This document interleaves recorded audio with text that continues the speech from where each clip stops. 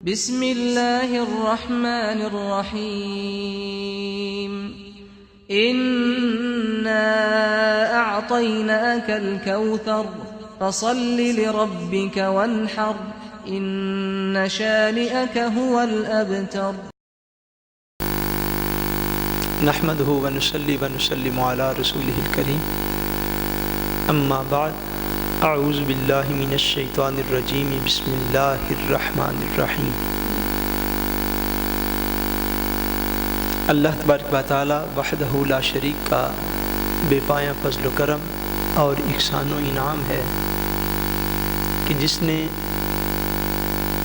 باعث تخلیق کائنات رحمت للعالمین شافع روز جزا حضور سیدنا محمد مصطفیٰ صلی اللہ علیہ وآلہ وسلم کے مبارک وسیلہ سے ہم سب کو دولت اسلام عطا فرمائی۔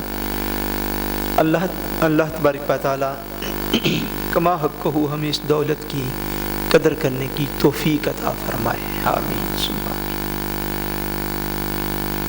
سب سے پشت سیدھے پہ اسپشمل جو سب سے پہلے ہے اسپشمل یہ ہے کہ برفر ایڈی کے لوگ تھی لوگوئی شرکن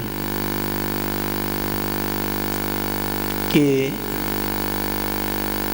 گرجا میں عیسائیوں کے عبادت خانے میں شرکے میں جانے کی اجازت جو ہے وہ کیوں نہیں ہے۔ سب سے پہلے تو آپ اس بات کو سمجھ لیں کہ شرکا کے اندر یا کسی بھی دوسرے مذہب کی عبادت گاہ کے اندر جانا جو ہے وہ اس طرح کا منع نہیں ہے کہ جس کو مطلقاً حرام کہتے ہیں، اس طرح کا منع نہیں ہے جس کو آپ مکمل طور پر حرام جو ہے وہ آپ ڈکلیئر کریں۔ حرام اس امر کو کہتے ہیں جس کے کرنے میں گناہ ہوتا ہے اور اس کا واضح ارشاد جو ہے وہ قرآن و حدیث میں موجود ہوتا ہے، اس کو حرام جو ہے وہ ڈکلیئر کیا جاتا ہے۔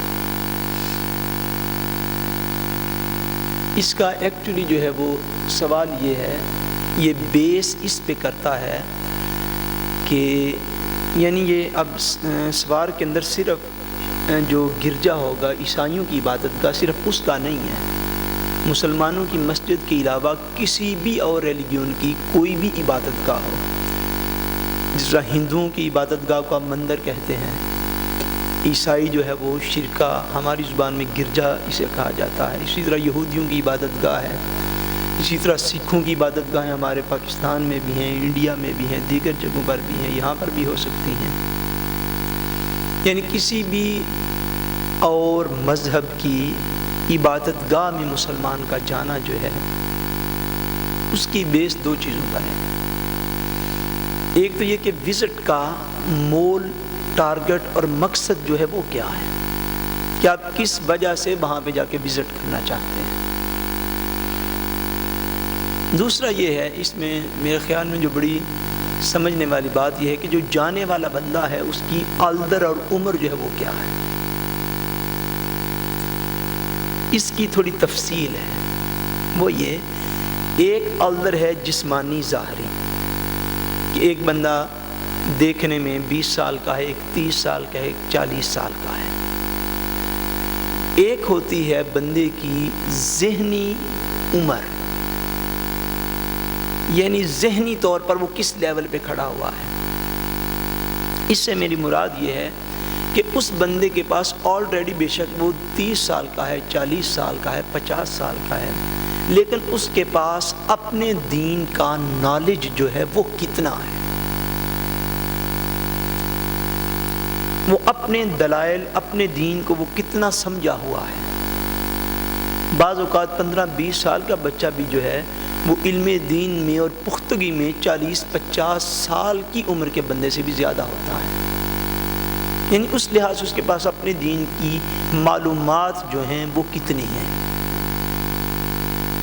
اس کی ریزن یہ ہے اس بات کو میری بیان کرنے کی کہ ایک واقعہ تاریخ اسلام سے میں آپ کو عرض کیے دیتا ہوں، جس سے آپ کو اس کی پوری روشنی اور ڈیٹیل جو ہے وہ آپ کو مل جائے گی انشاءاللہ۔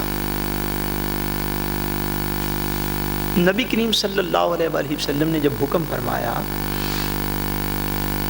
جب حضور مکہ مکرمہ میں تھے ہجرت سے پہلے، تو حضور صلی اللہ علیہ وآلہ وسلم کے فرمان پر مکہ معظمہ سے مظلوم مسلمان جو تھے انہوں نے ہجرت کی، اور ہجرت کر کے قریبی ملک حبشہ جو تھا حبشہ میں چلے گئے۔ وہ جب مسلمانوں نے ہجرت کی حبشہ میں چلے گئے، وہاں پر جا کر ایک بڑا افسوسناک واقعہ جو تھا وہ رونما ہوا۔ واقعہ یہ تھا کہ ہجرت کر کے جانے والے لوگ، ان میں سے 2 شخص ایسے تھے جو بدقسمتی کے ساتھ ہجرت کی حضور صلی اللہ علیہ وسلم کے حکم پر۔ ہجرت کرنا کوئی چھوٹا عمل نہیں ہے، آپ اندازہ فرمائیں کتنا جذبہ ہوتا ہے، کتنا جذبہ ہوتا ہے کہ بندہ اپنا گھر بار چھوڑ جائے صرف دین کی خاطر، اپنے بال بچے آل اولاد چھوڑ جائے، اپنے باغات کاروبار سارا کچھ چھوڑ کے ایک ملک سے دوسرے ملک میں چلا جائے کہ میرا دین جو ہے وہ بچ جائے۔ اتنی تکلیف سے، اتنی پریشانی کے عالم میں وہ لوگ جو تھے مکہ معظمہ چھوڑ کر گئے، اور حبشہ جا کر جو واقعہ رونما ہوا وہ یہ تھا کہ ان ہجرت کرنے والوں میں سے بدقسمتی کے ساتھ، بدبختی کے ساتھ 2 لوگ وہاں پر جا کر مرتد ہو گئے۔ بدقسمتی کی اب آپ انتہا دیکھیے، اور اسلام کا یہ ریگل ہمیشہ یاد رکھیے گا، ہمیشہ یاد رکھیے گا کہ جس دین پر آپ موجود اور زندہ ہیں، اسی دین پر مرنا بھی لازمی ہے۔ مسلمان ہونے کی جو تعریف ہے وہ یہ نہیں ہے خالی کہ مسلمانوں کے گھر میں پیدا ہو گیا اور بچپن میں کان میں اذان دے دی، دوسرے میں اقامت کہہ دی، معاملہ ختم۔ جو عقائد رسول کریم صلی اللہ علیہ وسلم نے ساری دنیا کے سامنے پیش فرمائے ہیں، ان عقائد پر جان کا نکلنا بھی لازمی ہے۔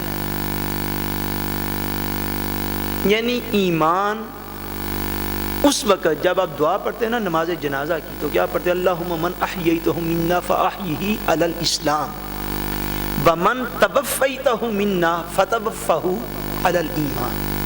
مولا کی بارگاہ میں دعا کرتے ہیں کہ یا اللہ جو کوئی ہم میں سے وفات پا جائے تو تیری بارگاہ میں دعا کرتے ہیں کہ یا اللہ اس کا خاتمہ بالایمان ہو۔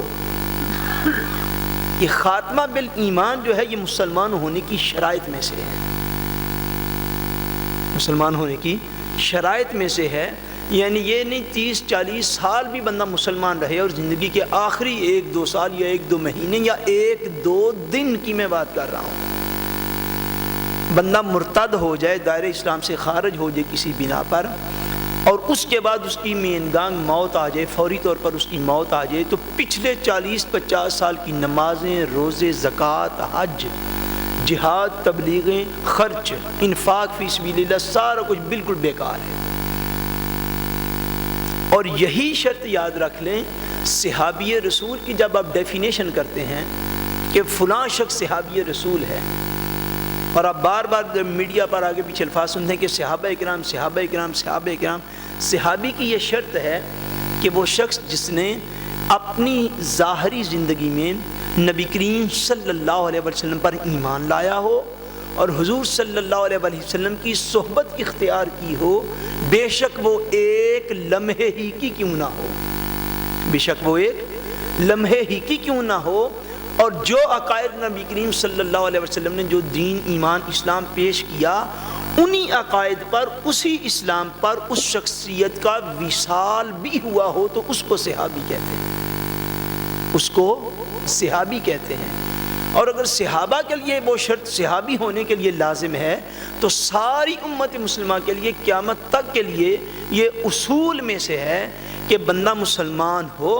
اب یہ دیکھیں کتنی پرلطف بات ہے یہ کہ بندہ 30-40 سال تک معاذ اللہ بندہ کافروں کے گھر میں پیدا ہو، یہودی ہو، عیسائی ہو، ہندو ہو، سکھ ہو، جو بھی ہو، کافروں کے گھر پیدا ہو، اور زندگی کے آخری کنارے پر پہنچا ہوا ہو، 40-50 سال اللہ نہ کرے کفر میں گزر گئے ہوں، وہ بندہ اگر 50 سال کی عمر میں بھی مسلمان ہو جائے تو اس کا اسلام گوشند ہے، اس کا اسلام گوشند ہے، اور اس پر اللہ تعالیٰ کا بڑا کرم ہے کہ وہ زندگی کے آخری لمحات میں ایمان لے آیا، اسلام اس کا گوشند ہے۔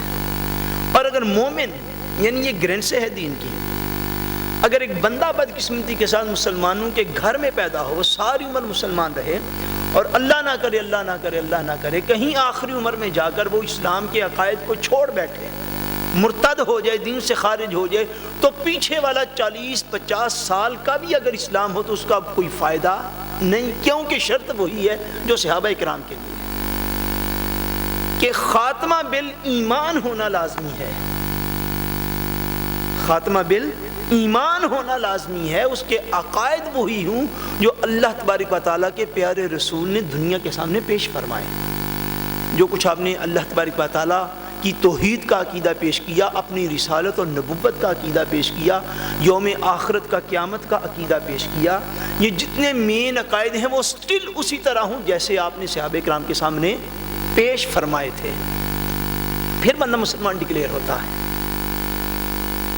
اب میں بات یہ عرض کر رہا تھا کہ وہ لوگ اب جو اپنے گھروں سے نکلے تو دیکھ لیں نکلتے وقت وہ صحابی رسول تھے، اب یہ کہا جا سکتا ہے وہ مسلمان تھے، اس لیے وہ اپنے گھروں سے اپنے دین بچانے کے لیے نکلے۔ جب حبشہ میں پہنچے اور حبشہ میں بدقسمتی سے جا کر وہ لوگ عیسائی ہو گئے، 2 لوگ، کتنے افراد ان میں سے؟ 2 افراد، ایک کا نام غالباً جہاں تک مجھے یاد پڑتا ہے عبید اللہ ابن جحش ایک کا نام تھا، دوسرے کا نام سکران بن عمر تھا۔ یہ 2 آدمی ایسے تھے، گھر سے مکہ سے ہجرت کر کے گئے اور ہجرت کر کے حبشہ میں پہنچے، وہاں جا کر عیسائی ہو گئے، دین اسلام کو چھوڑ بیٹھے۔ اس کی ریزن اب میں بیان کرنے لگا ہوں، اس سے آپ کو اس مسئلے کی سمجھ آ جائے گی۔ ریزن اور اس کا سبب یہ تھا، سارے مورخین نے جو لکھا، سبب اس کا یہ تھا کہ وہ لوگ وہاں پر عیسائیوں کے گرجوں میں گئے،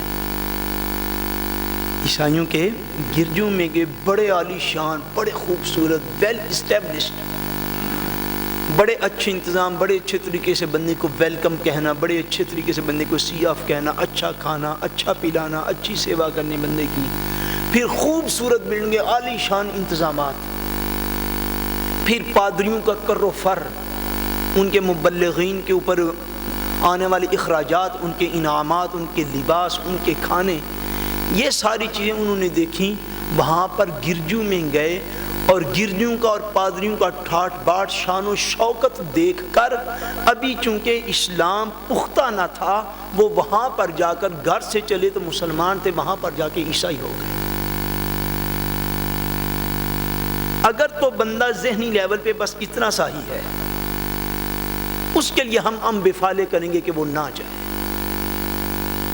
اگر اس کا ذہنی لیول اتنا ہی ہے، وہ اسلام کی ریالٹی کو اور نظریے کو سمجھے ہی نہیں ہے ابھی، بے شک اس کی عمر جتنی بھی ہو جائے، اس سے کچھ فرق نہیں پڑتا۔ بچوں کا زیادہ تر اس لیے کہا جاتا ہے کہ بچے چونکہ بچے ہوتے ہیں، ان کے ذہن میں ایک بات بیٹھ جاتی ہے، جو فرسٹ ٹائم کوئی چیز ایسی دیکھ لیں کہ جس چیز کے دیکھنے سے جو انہوں نے پہلی نہ دیکھو، یکدم ان کے ذہن میں ایک تصور، کانسیپٹ بیٹھ جائے گا۔ بچوں کا تو نام اس لیے لیا جاتا ہے، لیکن اگر کوئی بڑی عمر کا بندہ بھی ذہنی طور پر اتنا پختہ نہ ہو، ذہنی طور پر اتنا پختہ نہ ہو، جس طرح وہ لوگ جو گھر سے چلے تو بڑے جذبے سے چلے تھے، لیکن ذہنی طور پر ابھی پختہ نہ تھے، ابھی ان کی مکمل تربیت نہ ہو سکی تھی، گھر سے تو چلے گئے، آگے جا کے جب گرجے دیکھے، پادریوں کا ٹھاٹ باٹ دیکھا، شان و شوکت دیکھی، ان کے پاس روپے پیسے کا، مال کا جو تھا وہ اتنا رجحان دیکھا، مال و دولت کی کثرت دیکھی، تو وہ لوگ جو ہیں وہ وہاں پر جا کر اسلام کو چھوڑ بیٹھے اور عیسائی ہو گئے۔ ریزن اس کی کیا بنی؟ گرجوں میں آنا اور جانا۔ جس طرح یاد رکھ لے، جان کی حفاظت بننے کے لیے لازمی ہے۔ کس چیز کی حفاظت بولیے؟ جان کی۔ دین کے اندر کوئی کنسپٹ نہیں ہے خودکشی کا، بم باندھ کے جا کے کسی جگہ پہ جا کے بلاسٹ کر دینے کا اور خودکش حملہ کر دینے کا کوئی کنسپٹ دین کے اندر موجود نہیں ہے۔ جان کی حفاظت یہ بندے کے ذمے ہے، اور اسی لیے جان کی حفاظت کے لیے ہی بندہ در بدر کی ٹھوکریں کھاتا پھرتا، کبھی ہاسپٹل میں، کبھی ڈاکٹروں کے پاس، کبھی آگے کبھی پیچھے۔ تھوڑا سا بھی بندہ بیمار ہو جائے تو بندہ کہتے سب سے پہلے اس کا کچھ کر لو۔ جان ہے تو بولیے جہان ہے، جان ہے تو جہان ہے، بھائی جان ہی نہیں تو پیچھے کیا رہ جائے گا۔ جس طرح جان کی حفاظت لازمی ہے، اس سے اگر میں آپ کو کہوں کہ کروڑ درجے زیادہ لازمی جو ہے وہ ایمان کی حفاظت ہے۔ کس چیز کی؟ ایمان کی حفاظت، کیونکہ جان اور ایمان میں جب بھی مقابلہ ہوگا تو جان قربان کی جائے گی اور ایمان بچایا جائے گا۔ اس میں اب شرک کا بھی کوئی نہیں درمیان میں آئے گا، کسی کی عبادت گاہ بھی نہیں آئے گی۔ جس بھی جگہ پر جانے سے کوئی بندہ سمجھتا اس کا ایمان ڈاواڈول ہو سکتا ہے، وہ کسی گمراہ فرقے کی مجلس ہو، کسی گمراہ فرقے کی صحبت ہو، کسی کی عبادت گاہ ہو، یا کوئی کوچہ و بازار ہو، یا کوئی سینما گھر ہو، یعنی جہاں پر جانے سے ایمان کی کیفیات ڈول سکتی ہیں، ایمان جو ہے وہ کمزور ہو سکتا ہو۔ جس بندے کی صحبت کرنے سے بندہ اچھا خاصا نمازی بے نمازی ہو جائے، جس بندے کی صحبت اختیار کرنے سے بندہ رمضان میں سر عام گلیوں بازاروں میں کھانا پینا شروع کر دے، اور جس بندے کی صحبت میں بیٹھ کر بندہ صحابہ کرام کے متعلق، اہل بیت کرام کے متعلق، اولیاء کرام کے متعلق معاذ اللہ برے کلمات زبان سے نکالنا شروع کر دے۔ اب یہ ساری علامات اس مسئلے کے اندر آ گئی کہ جس جگہ پر جانے سے دین کمزور ہوتا ہو، یہ خالی گرجا شرک کا مندر نہیں، جس بھی جگہ پہ جانے سے دین کمزور ہوتا ہو اس جگہ پر جانے سے بندے کو ہمیشہ گریز کرنا چاہیے، ہمیشہ گریز کرنا چاہیے۔ ہمارے احباب جو ہیں وہ بھی بعض اوقات چلے جاتے ہیں اور پھر آ کر بڑی تعریف کرتے ہیں، لوگ جی ان کے تو شرک کا اتنا اللہ نظام، اتنا اللہ نظام ہے، ہماری مسجدوں میں تو ہے ہی کچھ نہیں۔ اب جب آپ کا کنسپٹ ایسا ہوگا پھر آپ ذہنی طور پر کمزور ہیں۔ کیوں کمزور ہیں میں آپ کو بتاؤں؟ اس لیے کمزور ہیں کہ رسول کریم صلی اللہ علیہ وسلم نے جو خود مسجد اپنے ہاتھوں سے تعمیر فرمائی تھی، وہاں پر تو بارش بھی ہوتی تھی تو چھت جو ہے وہ ٹپک پڑتی تھی، اور اس مسجد سے تو اعلیٰ کوئی مسجد نہ تھی، نہ ہی آج تک روئے زمین پر ہے۔ کیونکہ اکثر لوگ جو ہے وہ بس ظاہری چیزیں دیکھا کرتے ہیں، لوگوں کا سینس صرف ظاہر تک رہتا ہے، اور ایمان کی حفاظت جو ہے یہ تو معاملہ ہی سراسر باطن کا ہوتا ہے۔ اس لیے ظاہری ٹیپ ٹاپ کو دیکھ کر، ڈیل ڈول کو دیکھ کر اللہ تبارک و تعالیٰ نے خود قرآن مجید میں ایک مقام پر فرمایا اے مومنو، تمہیں یہ آیت پاک کا مفہوم میں آپ کی خدمت میں عرض کر رہا ہوں، فرمایا اے مومنو تمہیں کفار کا یہ جو دنیا میں ہم نے ان کے اوپر انعام کیے ہیں، ہم نے ان کو خوب روپیہ پیسہ مال دولت اسباب دی ہیں، فرمایا تمہیں کفار کا عیش و آرام سے زندگی گزارنا کہیں تمہیں دھوکے میں نہ ڈال دے۔ یہ اللہ تبارک و تعالیٰ کا اپنا فرمان ہے قرآن پاک۔ فرمایا کفار کا عیش و عشرت سے رہنا کہیں تمہیں دھوکے میں نہ ڈال دے، کہیں تم بھی بس پیچھے پیچھے چلنا پڑنا کہ یہ عیش و آرام ہی سارا کچھ ہے، یہ اعلیٰ بلڈنگیں، محلات، بہترین انتظامات ہی سارا کچھ ہے۔ نہیں، جس بندے نے اپنا ایمان بچانا ہو اور وہ سمجھتا ہو کہ فلاں جگہ پر جانے سے میرا اپنا ایمان جو ہے وہ کمزور ہونے کا خدشہ ہے، اس جگہ پہ جانے سے گریز کرنا چاہیے۔ اور بالخصوص اگر آپ کسی کی عبادت کے طور طریقوں میں شامل نہیں ہوتے تو پھر اس جگہ پر اگر بندہ ذہنی طور پر مضبوط ہو، وہ کچھ سیکھنے اور سکھانے کے عمل سے گزر رہا ہو تو وہاں پر جانا حرام بھی نہیں ہوگا، لیکن جس کی تفصیل جو ہے وہ میں نے عرض کر دی ہے۔ دوسرا سوال ہے کہ وایر دین،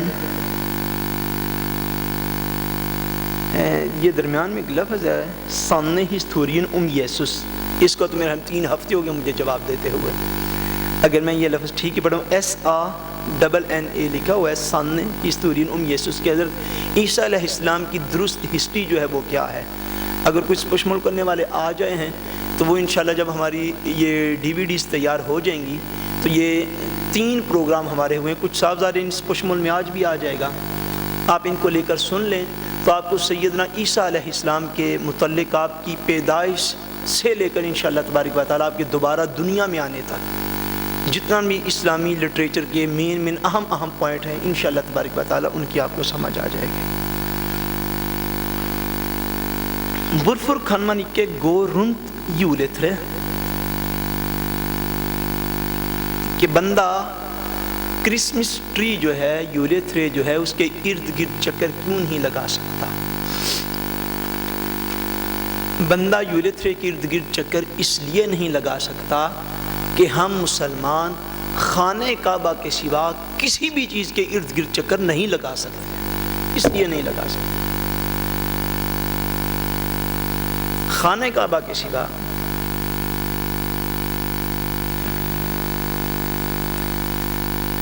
خانہ کعبہ کی خاص عبادت جو ہے، اللہ تبارک و تعالیٰ کا مقدس گھر خانہ کعبہ جو ہے، اس کی خاص عبادت جو ہے وہ اس کے ارد گرد چکر لگانا ہے۔ اس کے ارد گرد بولیے چکر لگانا ہے۔ اور اس چیز کو ہمارے علماء نے بڑے تفصیل کے ساتھ اس چیز کو لکھا ہے کہ بعض علاقوں میں کبھی کوئی رواج ہوتا ہوگا، شاید اب بھی کسی علاقے میں ہو، لیکن علماء نے اس کے اوپر لکھا ضرور ہے کہ اللہ تبارک و تعالیٰ کے اولیاء کا بڑا اعلیٰ مقام ہوتا ہے، اولیاء کرام کا بڑا اعلیٰ مقام ہوتا ہے، لیکن اگر کسی علاقے میں کوئی ایسا رجحان یا رواج ہو کہ لوگ کسی ولی اللہ کی قبر کے ارد گرد چکر لگاتے ہوں تو اس سے شدت کے ساتھ منع کیا جائے گا،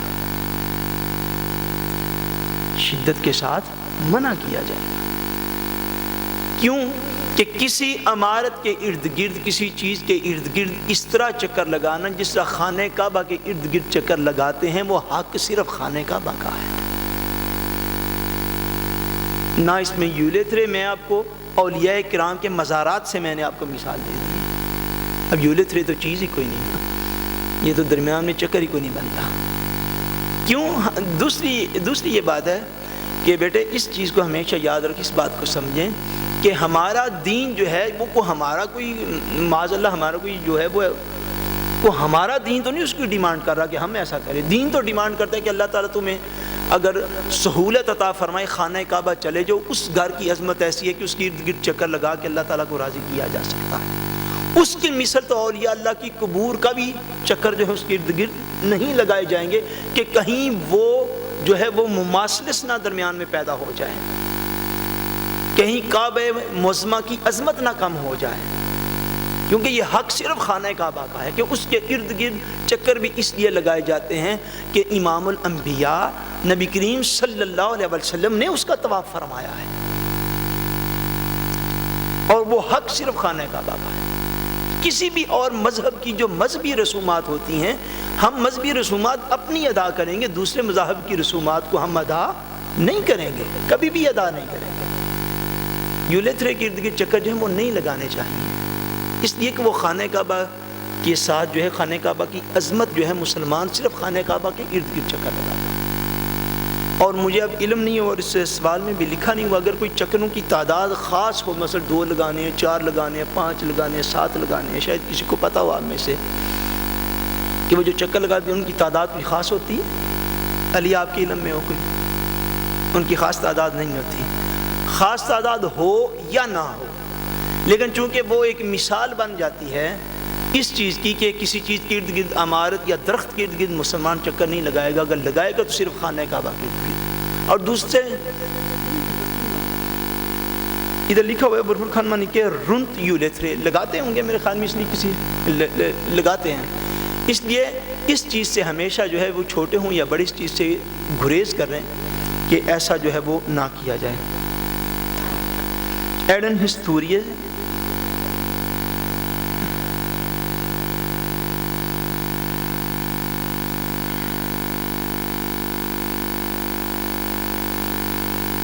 یہ بیٹا آپ اس پشمول ادھر آگے پڑھ دیں، شاید مجھ سے پڑھنے میں تھوڑی غلطی نہ ہو رہی ہو۔ یہ ادھر آپ پڑھے، یہ پھر اس پشمول نمبر پہ آ گیا۔ سوال ہے ایڈن ہسٹورین سمجھے تو پہلے یہ تو سوال ہے وہ یہ ریپیٹ یہ تقریباً کیڈن ہسٹورین سن بھی فور ہیرے بانلی، جو آپ عام طور پر سنتے ہیں کیا وہ تاریخی سچائی ہے؟ اب عام طور پر جو آپ سنتے ہیں وہ اس بات پہ منحصر ہے کہ آپ کہاں سے سنتے ہیں۔ اگر کوئی ہندو ہے تو وہ جو ہسٹری بیان کرے گا وہ اپنی کتابوں سے بیان کرے گا. یہ بات آپ کو کلیئر رہنی چاہیے. اگر کوئی یہودی بیان کرے گا تو وہ اپنے سورسز سے بیان کرے گا, اگر کوئی عیسائی بیان کرے گا تو اپنے سورسز سے بیان کرے گا, اور مسلمان جو ہے وہ قرآن و حدیث سے بیان کرے گا. سنہیتن جو ہے وہ قرآن و حدیث ہے. سنہیتن کیا ہے؟ وہ قرآن و حدیث ہے. قرآن و حدیث کے مطابق جو بھی ہسٹری ہوگی وہ درست ہوگی, دوسری ہسٹری درست نہیں ہوگی. Hvorfor kan vi ikke få lov til noe? یہ تو بالکل ہی کسی بچے کا لکھا ہوا لگتا ہے مجھے. اس پشپن ہے کہ ہمیں کسی چیز کی اجازت کیوں نہیں ہے؟ بیٹے ہمیں تو ہر چیز کی اجازت ہے. کس چیز کی اجازت نہیں ہے؟ ہر چیز کی اجازت ہے. اگر آپ خاص اسپیسیفک آپ کویسچن کرتے ہیں تو پھر تو اس کا جواب ہو سکتا ہے. ہر چیز کی جو جائز ہے اس کی اجازت ہے.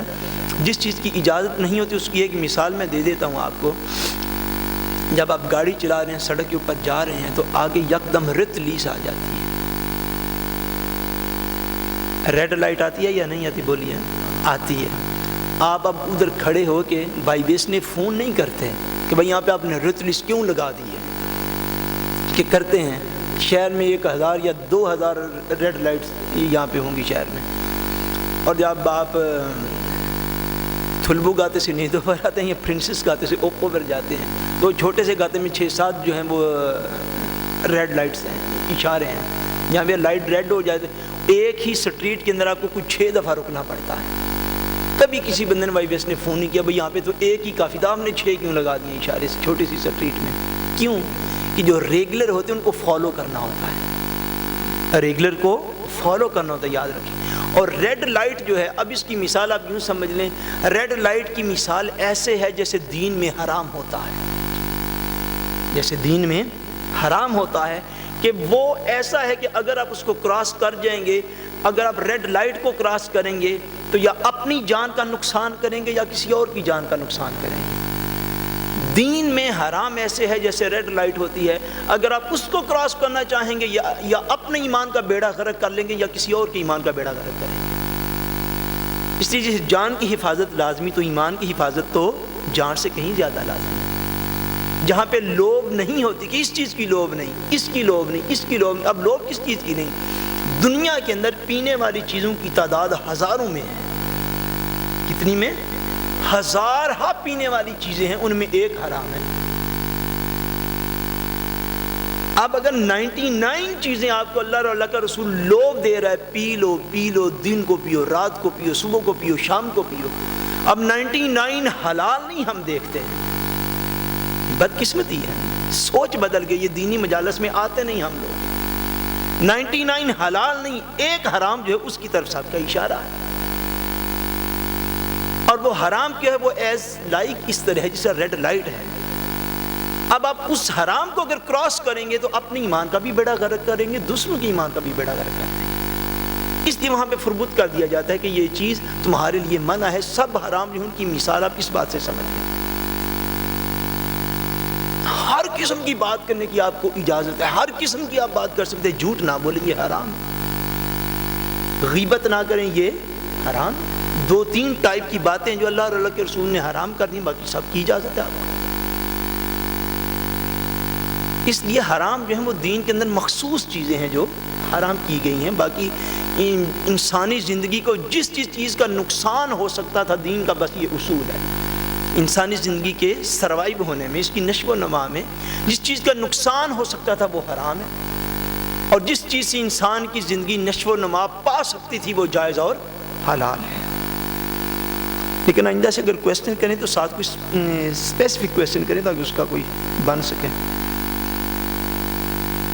بڑے یسوس virkelig hengt på kors, اس کا بھی جواب ہو چکا ہے کہ حضرت عیسیٰ علیہ السلام جو ہیں ان کو اللہ تبارک و تعالیٰ نے واضح طور پر قرآن مجید میں فرما دیا وما قتلوہ وما صلبوہ, کہ نہ تو وہ لوگ حضرت عیسیٰ علیہ السلام کو قتل ہی کر سکے, نہ ہی حضرت عیسیٰ علیہ السلام کو پھانسی پہ لٹکا سکے. اس کا بھی جواب کل کی گفتگو میں بڑا تفصیل سے آ گیا تھا کہ سیدنا عیسیٰ علیہ السلام کو اللہ تبارک و تعالیٰ نے زندہ آسمانوں پر اٹھا لیا. بر رفعہ اللہ یقینا, اللہ تعالیٰ نے یقیناً انہیں اٹھا لیا اپنی طرف. ایڈے دم تو سنگے یول سانگر، کہ کیا یول کے کرسمس کے گیت گانا یہ دم تے یعنی اچھا نہیں ہے؟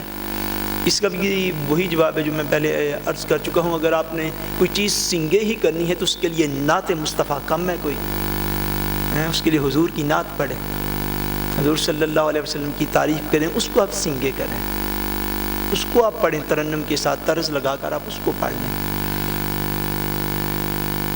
جو کوئی بھی اس طرح کی چیزیں ہوتی ہیں ان کے اندر آپ اگر پڑھ بھی لیں تو اس بات کا ضرور خیال رکھیں، جس کا شاید بہت سارے لوگ خیال نہ رکھ سکتے ہوں، کہ اس کے اندر کوئی ایسی شرکیہ بات نہیں ہونی چاہیے۔ جس طرح کی چیز ہوتی ہے ان کے اندر کوئی شرکیہ بات نہیں ہونی چاہیے، کیونکہ عیسائیوں کے یاد رکھ لیں، عیسائیوں کے کم سے کم بھی 2 طبقات تو لازمی ہیں۔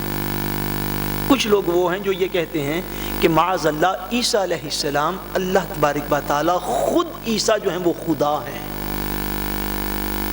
یہ قرآن پاک میں اللہ تبارک و تعالی نے بیان فرمایا ہے۔ وہ کیا کہتے ہیں کہ عیسیٰ جو ہیں وہ خود خدا ہیں۔ دوسرے کہتے ہیں کہ نہیں، معاذ اللہ استغفر اللہ العظیم، عیسیٰ علیہ السلام خدا کے بیٹے ہیں، عیسیٰ علیہ السلام خدا کے بیٹے ہیں۔ اب جو جس قسم کا کوئی کنسپٹ رکھتا ہے وہ جو سنگے کرے گا اس کے اندر اس کا کنسپٹ بھی بولے گا، اس کا کنسپٹ بھی اس کے اندر بولے گا۔ تو اگر ایسے عیسائی جو ہیں وہ آج بھی موجود ہوں، ان کی بکس کے اندر تو یہ چیزیں ہیں، اللہ تبارک و تعالیٰ نے قرآن پاک میں بیان خود فرمائی ہیں۔ ان میں سے کچھ ایسے ہیں جو معاذ اللہ حضرت مریم علیہ السلام کو بھی خدا کہتے ہیں، حضرت مریم علیہ السلام کو، حضرت عیسیٰ علیہ السلام کی والدہ محترمہ کو بھی خدا کہتے ہیں، اور کہتے ہیں کہ اور پھر ایک کنسپٹ اور بھی ہے، وہ یہ ہے کہ یہ تینوں مل کے ایک خدا ہیں۔ یہ کیا ہے؟ معاذ اللہ تینوں، یعنی حضرت مریم، حضرت عیسیٰ اور اللہ تبارک و تعالیٰ معاذ اللہ وہ مل کے ایک خدا ہیں۔ یعنی یہ سارے کنسپٹ جو ہیں یہ عیسائی جو قوم ہے یہ اس کے کنسپٹ ہیں۔ اب وہ کوئی جس فرقے کے ساتھ ان میں سے تعلق رکھتا ہے وہ صاحب ظاہر ہے جب بھی وہ یول سنگ جو ہے وہ لکھے گا تو اس کا عقیدہ اس کے اندر جھلکتا ہوگا۔ اگر تو کوئی بندہ اتنی کنفرمیشن کر سکے کہ اس کلمات کے اندر، ان چیزوں کے اندر کوئی جو ہے وہ شرکیہ کلمات موجود نہیں ہے تو الگ بات ہے، ورنہ گریز کرنا، احتیاط جو ہے وہ علاج سے بہتر ہے۔ احتیاط جو ہے وہ علاج سے بہتر ہے کہ اگر پتہ نہ ہو تو بندہ نہ کرے۔ آگے پشمن ہے کہ کچھ لوگ مرزا غلام احمد کو بھی امام مہدی مانتے ہیں، اس پر کچھ روشنی ڈالتے ہیں۔ اچھا، یہ جو ہے یہ بڑا بکتیس پشمن ہے۔ کل میں نے عرض کیا تھا چونکہ حضرت عیسیٰ علیہ السلام کا موضوع جو تھا وہ شروع تھا، تو کل میں نے عرض کر دیا تھا کہ حضرت عیسیٰ علیہ السلام کی نبی کریم صلی اللہ علیہ وسلم نے جو علامات بیان فرمائی ہیں، جو آپ نے نشانیاں بیان فرمائی ہیں، ان نشانیوں کی روشنی میں دیکھا جائے گا۔ کیا ان نشانیوں کی روشنی میں دیکھا جائے گا؟ یہ کوئی شخص یعنی اپنے علم کی بنا پر یا اپنے تقوی طہارت کی بنا پر یا اپنے کشف و کرامات کی بنا پر کوئی شخص مہدی ہونے کا دعویٰ نہیں کر سکتا۔ میں آپ کو عرض کرتا ہوں، اولیاء کے امام، اولیاء کے امام، شیخ المشائخ، شیخ کل حضرت سیدنا عبد القادر جیلانی حضور غوث العظم رحمۃ اللہ تعالی علیہ، آپ کا میں ایک انتہائی اعلیٰ جو ہے رتبہ جو ہے وہ میں بیان کر کے آپ کو مثال دے دیتا ہوں۔ حضور غوث العظم رحمۃ اللہ تعالی علیہ کے پاس ایک دفعہ لوگ آئے افطاری کی دعوت دینے کے لیے۔ کس چیز کی؟ افطاری کی دعوت دینے کے لیے۔ یہ بحث بڑی الگ ہے، لیکن اس سے آپ کا رتبہ بڑا عظیم الشان آپ کی آنکھوں کے سامنے آ جائے گا۔ یہ جن کے نام کی آج تک ہم 11ویں کھاتے اور پکاتے ہیں۔ حضور غوث العظم رحمۃ اللہ تعالیٰ علیہ کے پاس کچھ لوگ آ گئے، انہوں نے آ کے عرض کی، ایک بندہ حاضر ہوا، اس نے کہا حضور آج رات آپ افطاری جو ہے وہ میرے گھر میں فرمائیں۔ آپ نے فرمایا ٹھیک ہے۔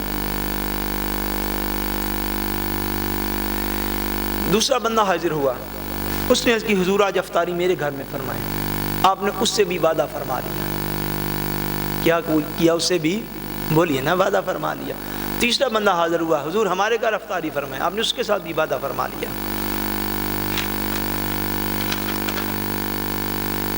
اچھا وہ سب کے ساتھ آپ نے وعدہ فرما لیا. بعض روایات میں آیا ہے کہ تقریباً اس روز آپ کی بارگاہ میں 70 افراد حاضر ہوئے, کم و بیش جتنے بھی 12 افراد ہوئے. جب 1 سے 2 ہو گئے پھر 2 بھی ویسے ہی اور 70 بھی ویسے ہی, 7 بھی ویسے ہی اور 10 بھی ویسے ہی. جب 1 سے 2 جو ہوگی تو بات ختم ہوگی. مگر وہ جتنے بھی افراد تھے 7 تھے یا 70 تھے. افطاری کا وقت ہوا, حضور غوث العظم رحمۃ اللہ تعالی علیہ نے اپنے گھر بیٹھ کے افطاری کی. کیا اپنے گھر بیٹھ کے تو افطاری کی, آپ کی کرامات میں سے یہ کرامت ہے. گھر بیٹھ کے افطاری کی. صبح جب مریدین حاضر ہونے لگے, طلباء شاگرد حاضر ہونے لگے, آپ کے صاحبزادہ صاحب جو ہیں وہ بھی پاس موجود ہیں.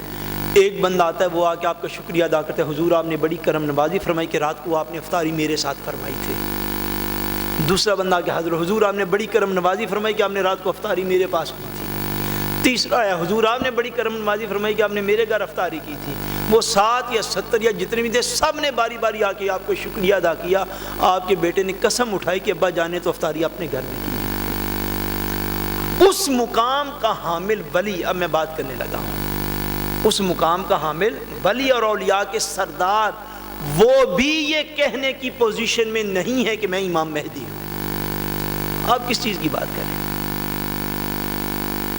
امام مہدی ایک متعین شخصیت ہے, ایک متعین شخصیت ہے.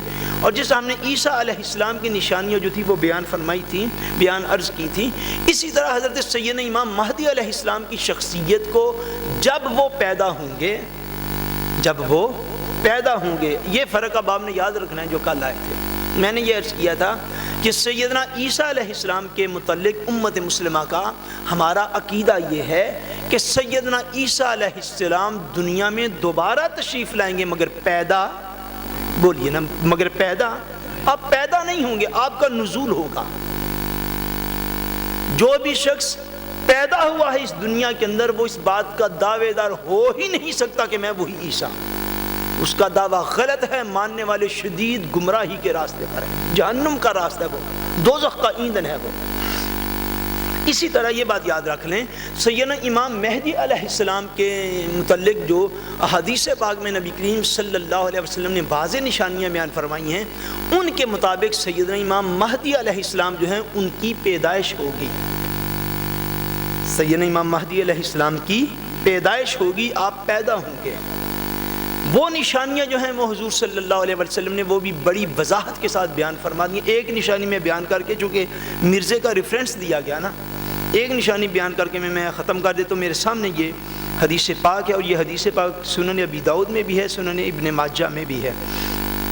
ان ام سلمہ رضی اللہ تعالی عنہ قالت سمعت رسول اللہ صلی اللہ علیہ وآلہ وسلم یقول المہدی من عطرتی من والدہ فاطمہ. حضور صلی اللہ علیہ وآلہ وسلم نے فرمایا کہ اے لوگو, امام مہدی جو ہوں گے وہ میری اولاد میں سے ہیں. امام مہدی جو ہیں وہ میری اولاد میں سے ہیں. من والدہ فاطمہ, میری پیاری بیٹی سیدہ فاطمہ تو زہرا کی اولاد سے ہیں. حضرت امام مہدی کس کی اولاد سے ہیں؟ حضرت سیدہ فاطمہ تو زہرا کی اولاد سے ہیں. اور کل میں نے یہ عرض کر دیا تھا کہ مرزا, اس کا تو نام ہی مرزا, یا اس کے زیادہ میں اب کیا دلیل دوں؟ وہ تو مرزا ہے ذات کا, وہ مغل ہے, مغل. اس کے باپ کا نام غلام مرتضیٰ مغل ہے, اس کی ماں کا نام چراغ بی بی ہے, ذات کا وہ مرزا ہے. اور حضور صلی اللہ علیہ وسلم فرما رہے ہیں کہ امام مہدی جو ہوگا وہ میری اولاد اور سید ہوگا, وہ حضرت سیدہ خاتون جنت سیدہ فاطمہ تو زہرا رضی اللہ تعالی عنہا کی اولاد سے ہوگا. ایک شخص مرزیاں دے کار پیدا ہو کے تو مہدی ہونے کا دعویٰ کرتے, پچھلے سارے من نہیں جاؤ, لا حول ولا قوت الا باللہ العلی العظیم. امام مہدی سید ہوں گے. کیا ہوں گے؟ آپ کو پتہ ہے سید کسے کہتے ہیں؟ سید ان لوگوں کو کہا جاتا ہے ہماری انڈو پاک میں جو یا تو حضرت امام حسن رضی اللہ تعالیٰ عنہ کی اولاد سے ہیں, اور یا حضرت سیدنا امام حسین رضی اللہ تعالیٰ عنہ کی اولاد سے ہیں. اور انہی میں قرب قیامت میں نبی کریم صلی اللہ علیہ وسلم نے یہ نشانی بیان فرمائی ہے کہ حضرت سیدنا امام مہدی علیہ السلام جو ہیں فرمایا میری اولاد سے ہوں گے, حضرت فاطمہ الزہرا کی اولاد سے ہوں گے. اور حضرت مولا علی المرتضیٰ رضی اللہ تعالیٰ عنہ نے اپنے بیٹے سیدنا امام حسن کو دیکھا, اپنے بیٹے سیدنا امام حسن کو دیکھا حضرت علی نے، اور یہ بھی سنن ابی داؤد شریف میں روایت ہے، آپ نے حضرت امام حسن کو دیکھا اور فرمایا یہ میرا وہ بیٹا ہے جس کی اولاد سے اللہ تبارک و تعالی امام مہدی کو پیدا فرمائے گا۔ والد گرامی کی طرف سے، اب یہ ساری احادیث ہم بار بار دیکھنے سے ٹائم سارا گزر جائے گا، یاد رکھیے گا حضرت امام مہدی کی جو بڑی علامت ہے، بڑی علامت کہ آپ سادات میں سے ہوں گے، اور باپ کی طرف سے امام حسن کی اولاد ہوں گے اور ماں کی طرف سے امام حسین کی اولاد ہوں گے۔ اور یہ حضور کا اپنا فرمان اقدس ہے کہ حضور نے فرمایا کہ مہدی جو ہے اس کا نام میرے نام پر ہوگا، یعنی محمد ان کا نام رکھا جائے گا۔ اور حضور نے یہ بھی فرمایا ہے کہ امام مہدی کے باپ کا نام میرے والد گرامی حضرت عبداللہ کے نام پر ہوگا۔ اب اس سے بڑی نشانی تو کوئی نہیں ہو سکتی کہ حضرت امام مہدی کے والد گرامی کا نام کیا ہوگا، بولیے حضرت عبداللہ، اور امام مہدی کا لقب مہدی ہے، ان کا نام کیا ہوگا، محمد، اور آپ حضور صلی اللہ علیہ وسلم کی اولاد میں سے ہوں گے۔ یہ تین نشانیاں یاد رہ جائیں گی، بولیے ان کی آپ نے نصیحت اور وصیت کرنی اپنی اولادوں کو۔ اللہ تعالی ہماری اولادوں کو قیامت تک کے لیے مسلمان رکھے، ان کو یہ چیزیں آپ نے پہنچانی ہیں کہ بیٹے اگر دنیا کے اندر کوئی بھی شخص ایسا دعویٰ کرے تو حضور نے یہ نشانیاں بیان فرمائی ہیں، اور حضور کی زبان اقدس معاذ اللہ غلط نہیں ہو سکتی۔ حضور کی زبان اقدس سے جو نکلتا ہے حق نکلتا ہے۔ یہ مین نشانیاں ہیں، تو مرزا تو کسی طور پر اس چیز کا روادار نہیں، یعنی ایک بھی نشانی، میں نے کل عرض کیا تھا کسی شخص کے اندر 99 نشانیاں پوری ہو جائیں اور ایک نشانی پوری نہ ہو تو ہم رسول اللہ کے فرمان کو تھامیں گے، اس شخص کی بات نہیں مانیں گے۔ اور جس شخص کے اندر ایک بھی نشانی پوری نہ ہو، کیا ایک بھی نشانی دور دراز سے پوری نہ ہو، یہ تین نشانیاں احادیث کی روشنی میں تو میں نے عرض کر دی، وہ شخص امام مہدی ہونے کا دعویٰ کرے تو وہ خود گمراہی کے راستے پر ہے، جو اس کو مانے وہ بھی بدترین گمراہی کے راستے پر ہے۔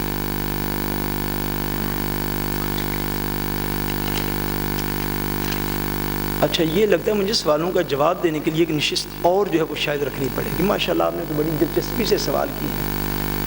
اب ہم مختصر کر لیتے ہیں تاکہ کافی کا جواب پہلے بھی آ گیا ہے۔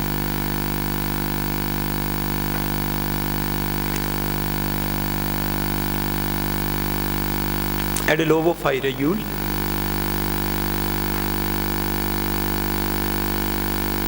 اس کا مختصر جواب یہ ہے کہ مسلمانوں کو کرسمس منانے سے بھی ایک احتیاط کرنی چاہیے۔ اس کا سبب اور ریزن ایک ہے، ریزن یہ ہے کہ جس بندے کے پاس 1 کروڑ ہونا، کیا 1 کروڑ، اس کو یہ نہیں کہنے کی ضرورت کہ اس کے پاس 1 لاکھ بھی ہے، اس کے پاس 10 لاکھ بھی ہے، اس کے پاس 50 لاکھ بھی ہے، کہ کہنے کی ضرورت ہوتی ہے، بولیے۔ اچھا، ایک بندے کے پاس 10 کروڑ ہو، کیا 10 کروڑ ہو، جس کے پاس 10 کروڑ ہے اس کو بار بار یہ نہیں اب کہنے کی ضرورت کہ اس کے پاس جناب 50 لاکھ بھی ہے، اس کے پاس 2 کروڑ بھی ہے، اس کے پاس بھائی جب 10 کروڑ ہو گیا، کتنا 10 کروڑ ہو گیا تو پھر 7 لاکھ اور 1000 گننے کی ضرورت نہیں رہتی۔ بلا تشبیہ و بلا مثال، کیا بلا تشبیہ و بلا مثال، اللہ تبارک و تعالیٰ نے جو کچھ ہمیں عطا فرمایا ہے وہ امام الانبیاء ہیں، کیا وہ امام الانبیاء ہیں، حضور صلی اللہ علیہ وسلم خاتم النبیین ہیں۔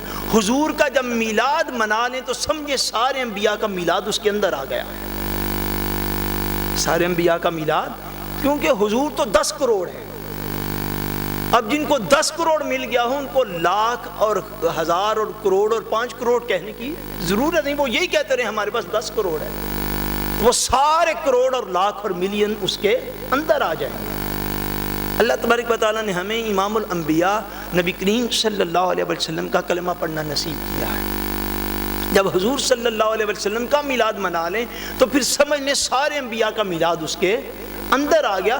ادروائز اگر ہم اس طرح کریں گے تو میرے خیال میں تو یہ کوئی مناسب صورتحال نہ ہوگی کہ اگر آج ہم حضرت عیسیٰ علیہ السلام کے اس دن کو اس طرح منائیں، یعنی ہم بھی تو منا ہی رہے ہیں ایک حساب سے، یہ جو کچھ ہم کھا رہے ہیں 4 دنوں سے یہ بھی تو ایک حساب سے منانا ہی ہے، لیکن اس طرح کہ جس طرح عیسائی خود مناتے ہیں، وہ یعنی یولتھرے کے ارد گرد چکر لگانا، میری وہ مراد ہے ساری، جو ان کا طریقہ کار ہے۔ ان کے اب سانگز جو ہیں واللہ علم وہ شرکیاں ہیں یا غیر شرکیاں ہیں، میں نہیں جانتا اس بات کو، لیکن جس طریقے پر عیسائی مناتے اس طریقے پہ اگر ہم منائیں تو پھر یہ بات سمجھ لیں کہ ہم حضرت عیسیٰ علیہ السلام کو اللہ کا نبی مانتے ہیں، تو اسی طرح ہم حضرت موسیٰ علیہ السلام کو بھی تو اللہ کا نبی مانتے ہیں، حضرت نوح علیہ السلام کو بھی تو ہم اللہ کا نبی مانتے ہیں، حضرت شعیب اور حضرت موسیٰ علیہ السلام کو بھی تو ہم اللہ کا نبی مانتے ہیں۔ اس طرح کہیں یہ ڈیفرنس نہ ہو جائے، کہیں یہ فرق نہ درمیان میں آ جائے، جب ہم سب کے اوپر لا نفرق بین احد منہ، کہ ہم سب کے اوپر ایمان لانے میں کسی قسم کا فرق نہیں کرتے، ان میں سے اگر ہم حضرت عیسیٰ کو نکال کے اس طریقے پر منانا شروع کریں گے جس طریقے پر عیسائی مناتے ہیں، تو یہ بالکل پھر دیگر انبیاء کا استحقاق تو نہ پورا ہوا، دیگر انبیاء کا استحقاق تو پورا نہ، کیونکہ ہم حضرت موسیٰ کو بھی ویسے ہی مانتے ہیں جیسا کہ حضرت عیسیٰ کو مانتے ہیں۔ چونکہ اللہ تبارک و تعالیٰ نے ہم پر اپنی نعمت تمام کی ہے، یہ ہماری خوش قسمتی، اللہ تعالیٰ نے ہم پر اپنی نعمت تمام کی، اپنی نعمت مکمل فرمائی ہے نبی کریم صلی اللہ علیہ وسلم کی ذات پاک کی صورت میں۔ جب حضور کا میلاد ہم نے منا لیا تو بقیہ سارے انبیاء کے میلاد اس کے اندر آ گئے۔ ایڈے لوگ گو rundt juletreet ہو چکے، ایڈے لوگ til å pynte huset med julelys۔ یہ ان ساری باتوں کا جواب یہ ہو چکا ہے کہ یہ ان کو اس طرح کے حرام کے اندر تو ڈکلیئر نہیں کریں گے جو مطلقاً حرام ہو، تو اس میں تو ڈکلیئر نہیں کریں گے، لیکن جس طرح میں نے پہلے عرض کر دیا کہ پھر بقیہ انبیاء کرام جو ہیں وہ بھی تو ہیں۔ ہم ایسا کریں گے کہ ہم نبی کریم صلی اللہ علیہ وسلم کے میلاد کو عظیم الشان طریقے کے ساتھ منائیں گے، تو بقیہ سارے انبیاء کرام کے میلاد جو ہیں اس کے اندر ہی آ جائیں گے اسی ذکر پاک کی برکت سے۔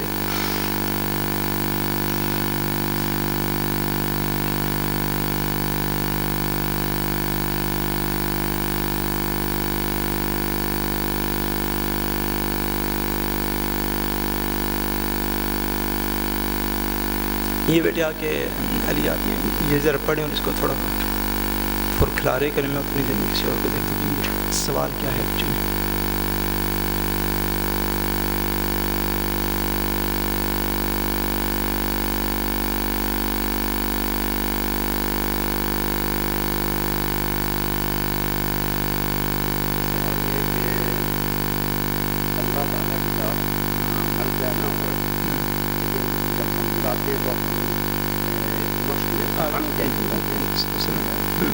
اس کی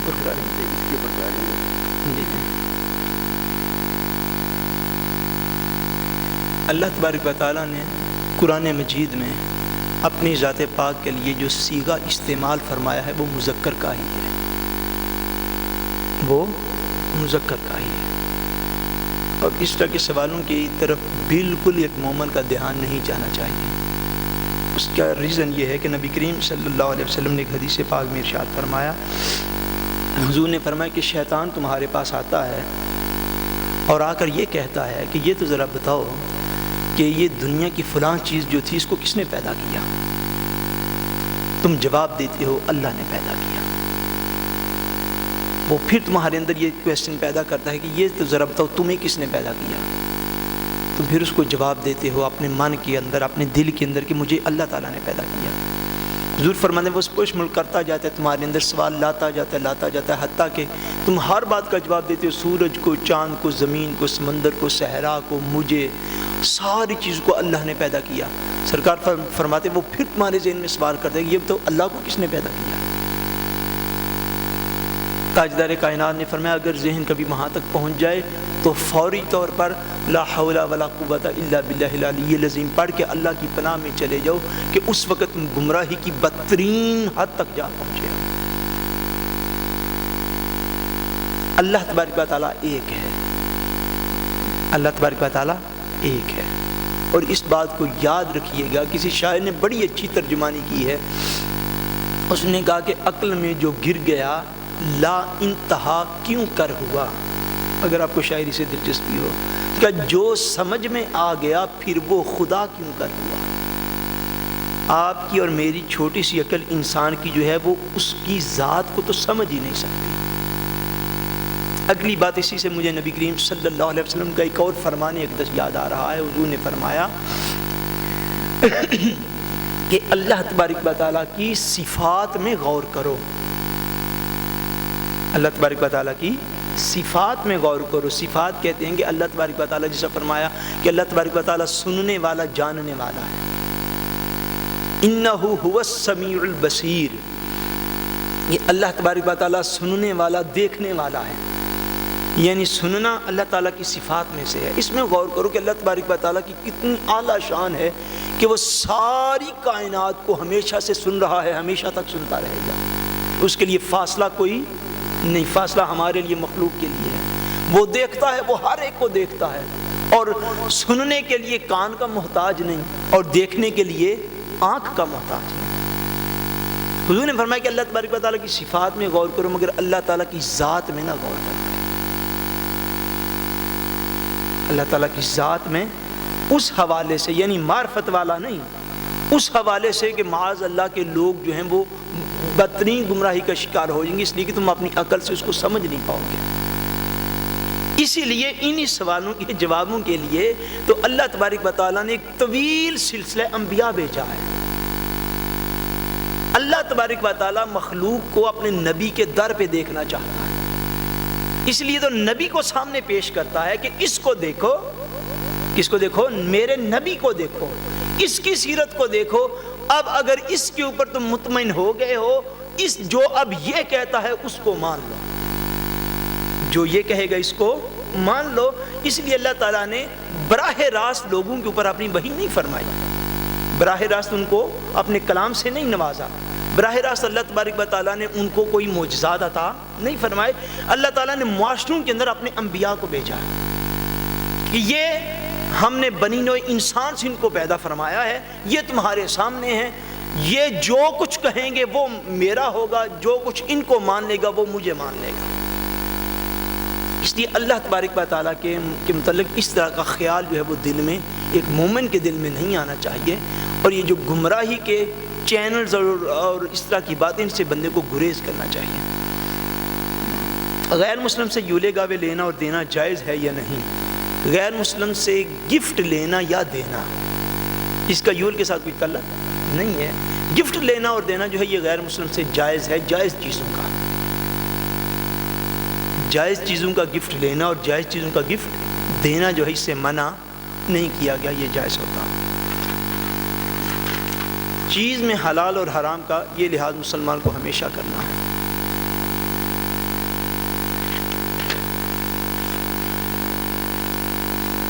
ان کا پہلے اس طرف سے جو کوشچن ہے ان کو کمپلیٹ کرنا ہے.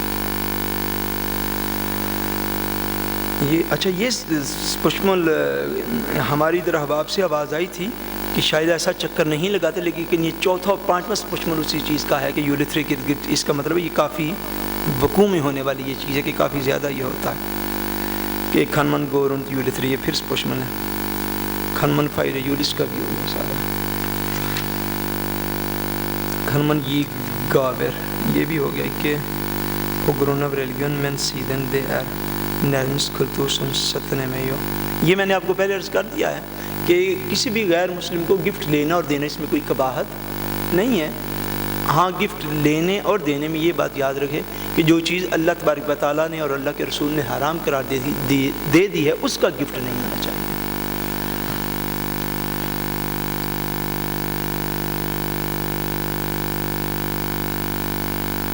Beide den egentlig fødselsdagen til Hazrat Isa علیہ السلام. قرآن و حدیث جو ہے وہ ہمیشہ اللہ اور اللہ کا رسول جو ہے وہ جو چیز ریلیٹڈ ہوتی ہے عقائد کے ساتھ یا جس کے اندر قوم کی عملی اصلاح ہوتی ہے, اللہ اور اللہ کا رسول اس چیز کو بیان فرماتا ہے. آپ بات کو سمجھ گئے کہ سوال یہ ہے کہ حضرت عیسیٰ علیہ السلام کی درست ڈیٹ آف برتھ جو ہے وہ کیا ہے. حضرت عیسیٰ علیہ السلام کی درست ڈیٹ آف برتھ کے متعلق میں نے قرآن مجید کی ساری آیات کم و بیش آپ کے سامنے پڑھ دی ہیں. حضور صلی اللہ علیہ وسلم کی اس کے متعلق سارے فرامین جو ہیں وہ پڑھ دیے ہیں. دین ان چیزوں سے عام طور پر ڈسکس نہیں کرتا ہوتا.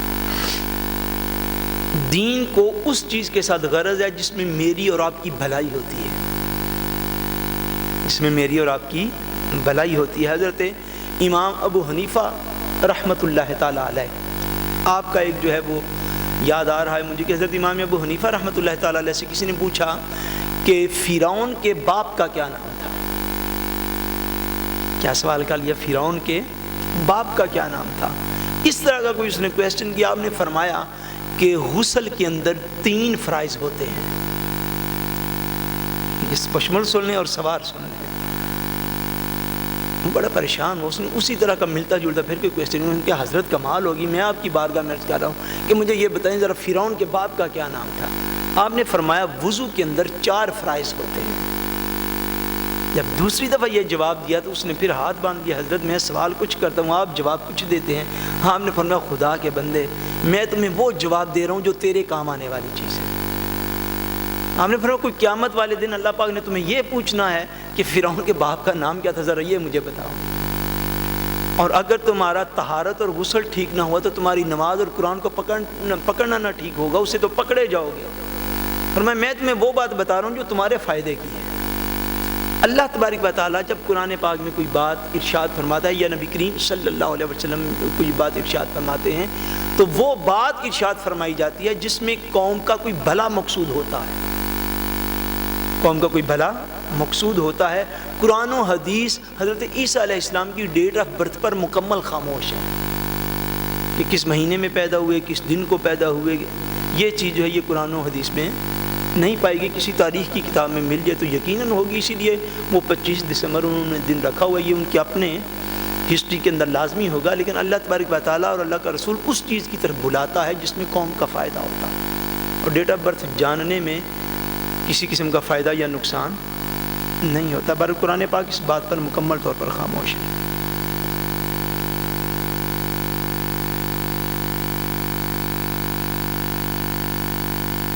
آپ کسی کو گویول کہہ سکتے ہیں کہ نہیں کہہ سکتے, آپ کہہ سکتے ہیں. اس میں کوئی ایسی دینی اور مذہبی رکاوٹ جو ہے وہ نہیں ہے. آپ ان کو اچھی طریقے سے ویلکم کر سکتے ہیں, ان کو گویول کہہ سکتے ہیں, گت نیتور کہہ سکتے ہیں, اس میں کوئی پرابلم نہیں ہے.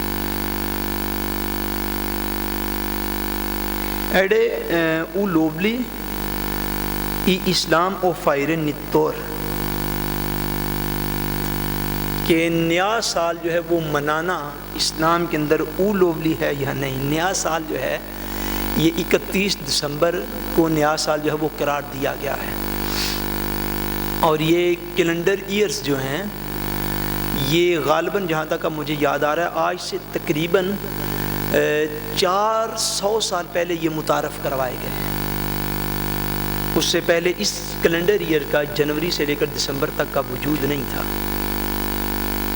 یہ 300-400 سال پہلے جو ہے ان کو متعارف کروا کے تو ان کے حساب سے جو وہ سارا سلسلہ جو ہے وہ انسانیت کا وہ چلایا جا رہا ہے. اور صاف ظاہر ہے جس کلچر کی دنیا کے اندر مجموعی طور پر حکومت ہوگی اسی کے بنائے ہوئے نظام کو مجموعی طور پر دنیا فالو بھی کرے گی. اس میں تو کوئی ایسی پرابلم والی بات نہیں ہے. اب رہ گیا فائر کرنا یا نہ فائر کرنا, یہ کوئی ایسی بات نہیں ہے جس کے اوپر کوئی بندہ حرام کا اطلاق کر سکے اور نہ ہی اس کو آپ مستحب یا افضل بھی معاذ اللہ قرار دے سکتے ہیں. اس میں صرف ایک قباحت ہے دینی اور شرعی طور پر, وہ صرف یہ ہے کہ اللہ تبارک و تعالیٰ کا ایک فرمان تو واضح ہے. فرمایا ان المبذرین کانوا اخوان الشیاطین.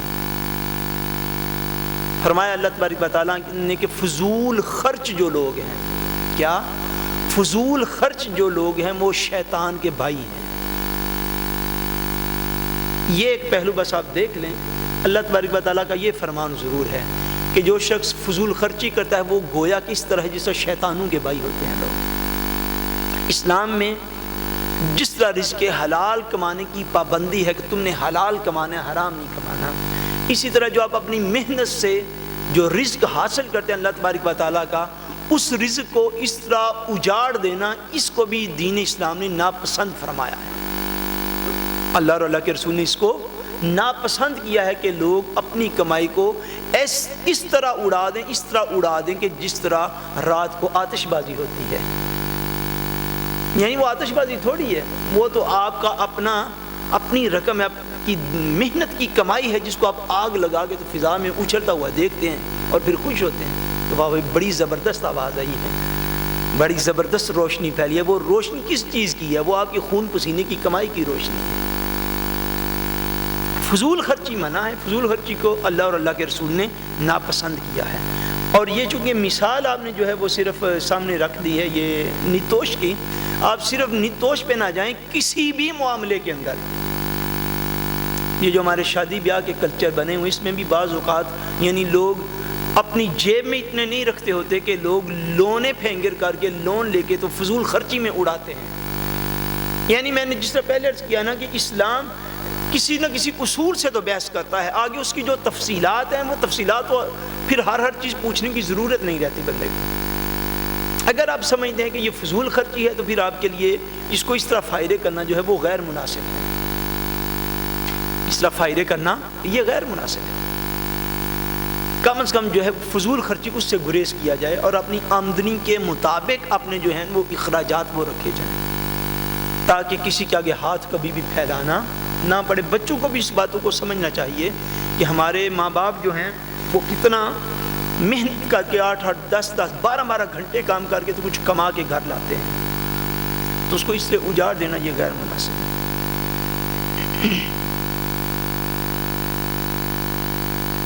بس من یوبرین ماتوار بوتیک اس سیلگر حرام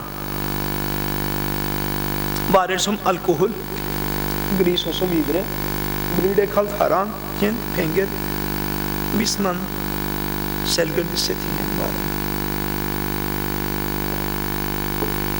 سوال یہ ہے کہ اگر کوئی بندہ اس طرح کی دکان پہ کام کرتا ہے جہاں پر حرام چیزیں ہوتی ہیں، جہاں پر حرام چیزیں حرام ماد ہے، اس کو سیل آؤٹ کرنا، اس کو بیچنا جو ہے وہ حرام ہے یا نہیں، اور اس کی کمائی جو ہے وہ حرام ہے یا نہیں۔ اس معاملے میں یہ بات یاد رکھ لیں کہ حرام کی کمائی جو ہے وہ بھی حرام ہوتی ہے، ورنہ اس کے حرام ہونے کا کیا مفہوم ہوا؟ حرام چیز کو کما کے تنخواہ لینا وہ بھی حرام ہوتا ہے، ورنہ تو اس کے حرام ہونے کا کوئی مفہوم نہیں۔ ایک بات جو سارے علماء کرام نے فرمائی ہے کہ اگر کوئی بندہ اس طرح کی کسی مجبوری کے اندر پھنسا ہوا ہو اور اس کو جائز اور حلال کام نہ ملے، کسی ایسی جگہ پہ پھنس جائے، اس کے لیے لازمی ہے، موہ ہے کہ وہ شخص جو ہے وہ ہر صورت میں اس بات کی طرف توجہ کرے کہ اپنی جاب کو جلد سے جلد چینج کرنے کی کوشش کرے، اپنی جاب کو جلد سے جلد چینج کرنے کی کوشش کرے۔ وہ کسی اس جاب میں چلا جائے کہ جس جاب کے اندر ایسا کوئی خدشہ موجود نہیں ہے کہ جو چیزیں کلیئر حرام ہیں اس کو ہاتھ لگانا پڑے یا اس کو بیچنا پڑے یا اس کی کمائی اس کو کھانی پڑے۔ جتنی دیر تک اس کے لیے کسی ایسی جاب کا انتظام نہیں ہوتا جس کو کہتے ہیں بادل ناخواستہ، دل سے نفرت رکھتے ہوئے، دل سے نفرت رکھتے ہوئے اور پوری ذمہ داری کے ساتھ یہ کوشش کرتے ہوئے کہ وہ دوسری جاب کی تلاش میں ہے اور بھرپور کوشش کر رہا ہے جتنی جلدی ہو سکے اس سے جان چھڑا لے، اگر یہ کوشش وہ ساتھ کر رہا ہے پھر جتنے دن اس کو وہاں پہ لگانے پڑیں، کیونکہ بندہ بھوک سے مرنا نہیں چاہیے، بندہ بھوک سے مرنا نہیں چاہیے، کسی کے آگے ہاتھ نہ بندہ پھیلائے، اتنی دیر تک وہ بندہ کر لے، لیکن اس صورت میں کہ اللہ تبارک و تعالیٰ سے معافی مانگتا رہے اور پورے اخلاص نیت کے ساتھ کوشش کرتا رہے کہ اس کی جاب جو ہے وہ بدل جائے، بھتے ہو جائے، چینج ہو جائے۔ اور میرے خیال میں اس کمیونٹی کے اندر، یہ جو یورپین کمیونٹی ہے، اگر آپ کے پاس اتنی فیسلٹیز ہوتی ضرور ہیں کہ اگر آپ کوشش کریں تو یقیناً آپ کی کوشش جو ہے وہ چند مہینوں میں یا چند ہفتوں میں آپ کو بہتر جو ہے وہ چانس کوئی نہ کوئی مل جاتا ہے جس میں بے شک آپ تھوڑا کما لیں لیکن حلال کمائیں۔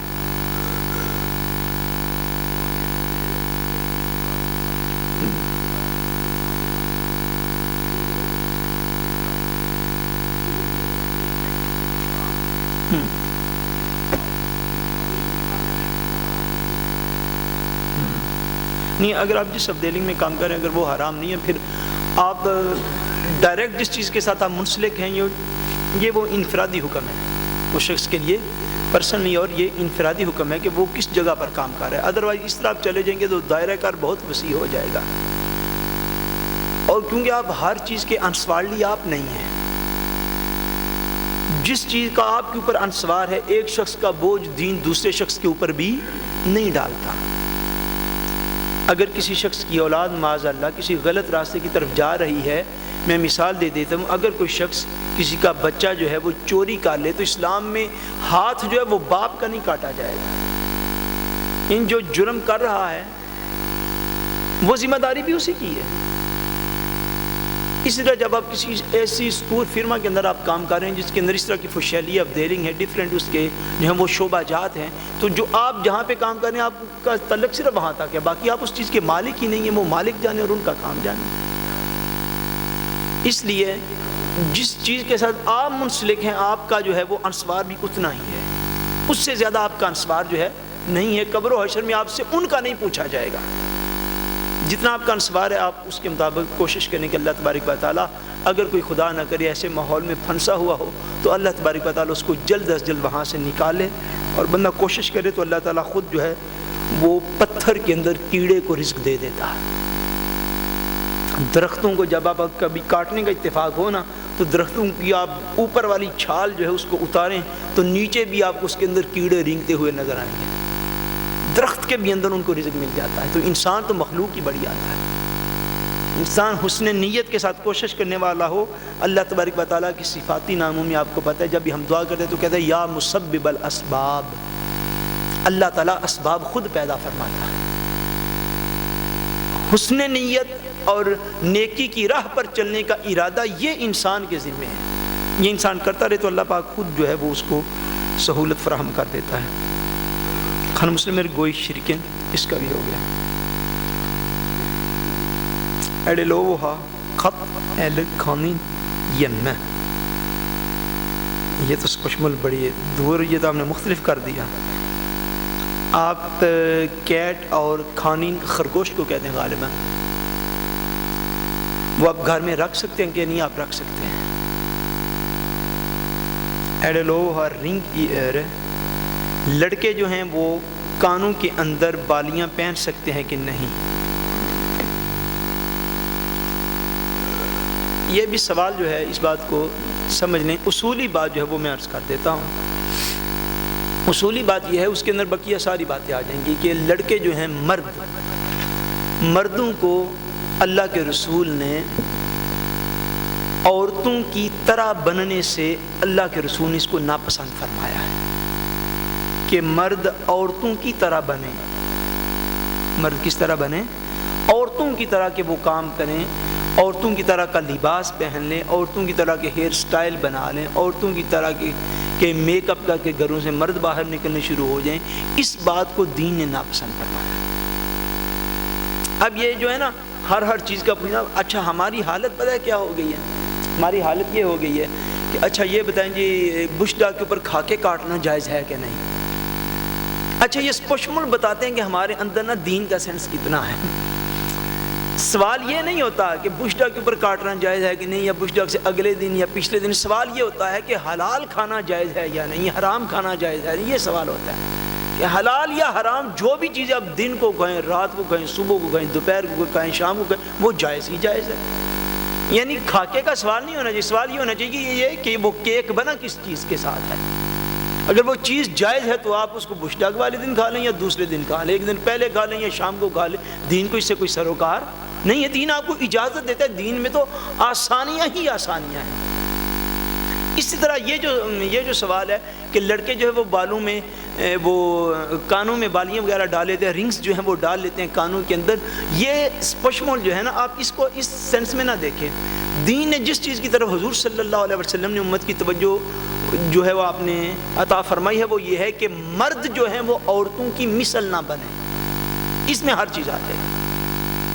جو رواج بالخصوص جو چیز عورتوں کے ساتھ متعلق ہو، مرد کو وہ کام نہیں کرنا چاہیے۔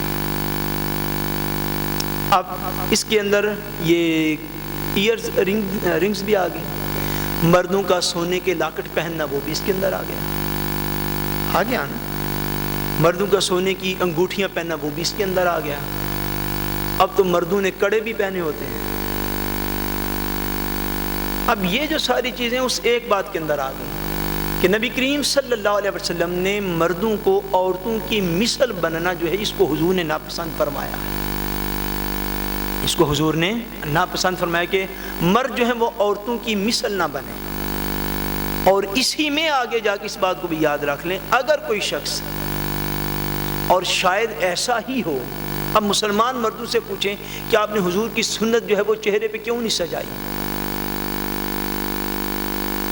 آپ کلین شیو کر کے اور نبی کریم صلی اللہ علیہ وسلم کی سنت کو روزانہ نالیوں کے اندر بہا کے آپ جو دین کی خدمت کر رہے ہیں, اس کی ریزن اور اس کا سبب کیا ہے, اس کا بھی جواب وہی ہے. اگر تو کوئی عورتوں کی مثل بننے کے لیے ایسا کرتا ہے تو اللہ اور اللہ کے رسول کو سخت ناپسند ہے.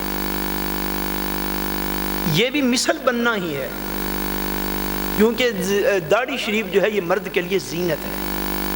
اور کوئی مسلمان مرد ایسا نہیں ہونا چاہیے کہ جس کے ذہن میں معاذ اللہ کے لیے کویسچن اٹھ جائے تو میں سمجھتا ہوں اس کے پاس دین کی تعلیمات ہی پوری نہیں پہنچی. کوئی مسلمان ایسا نہیں ہونا چاہیے جس کے ذہن میں یہ معاذ اللہ خیال آ جائے کہ داڑھی شریف اگر میں رکھ لوں گا تو معاذ اللہ یہ میری خوبصورتی میں کمی ہو جائے گی.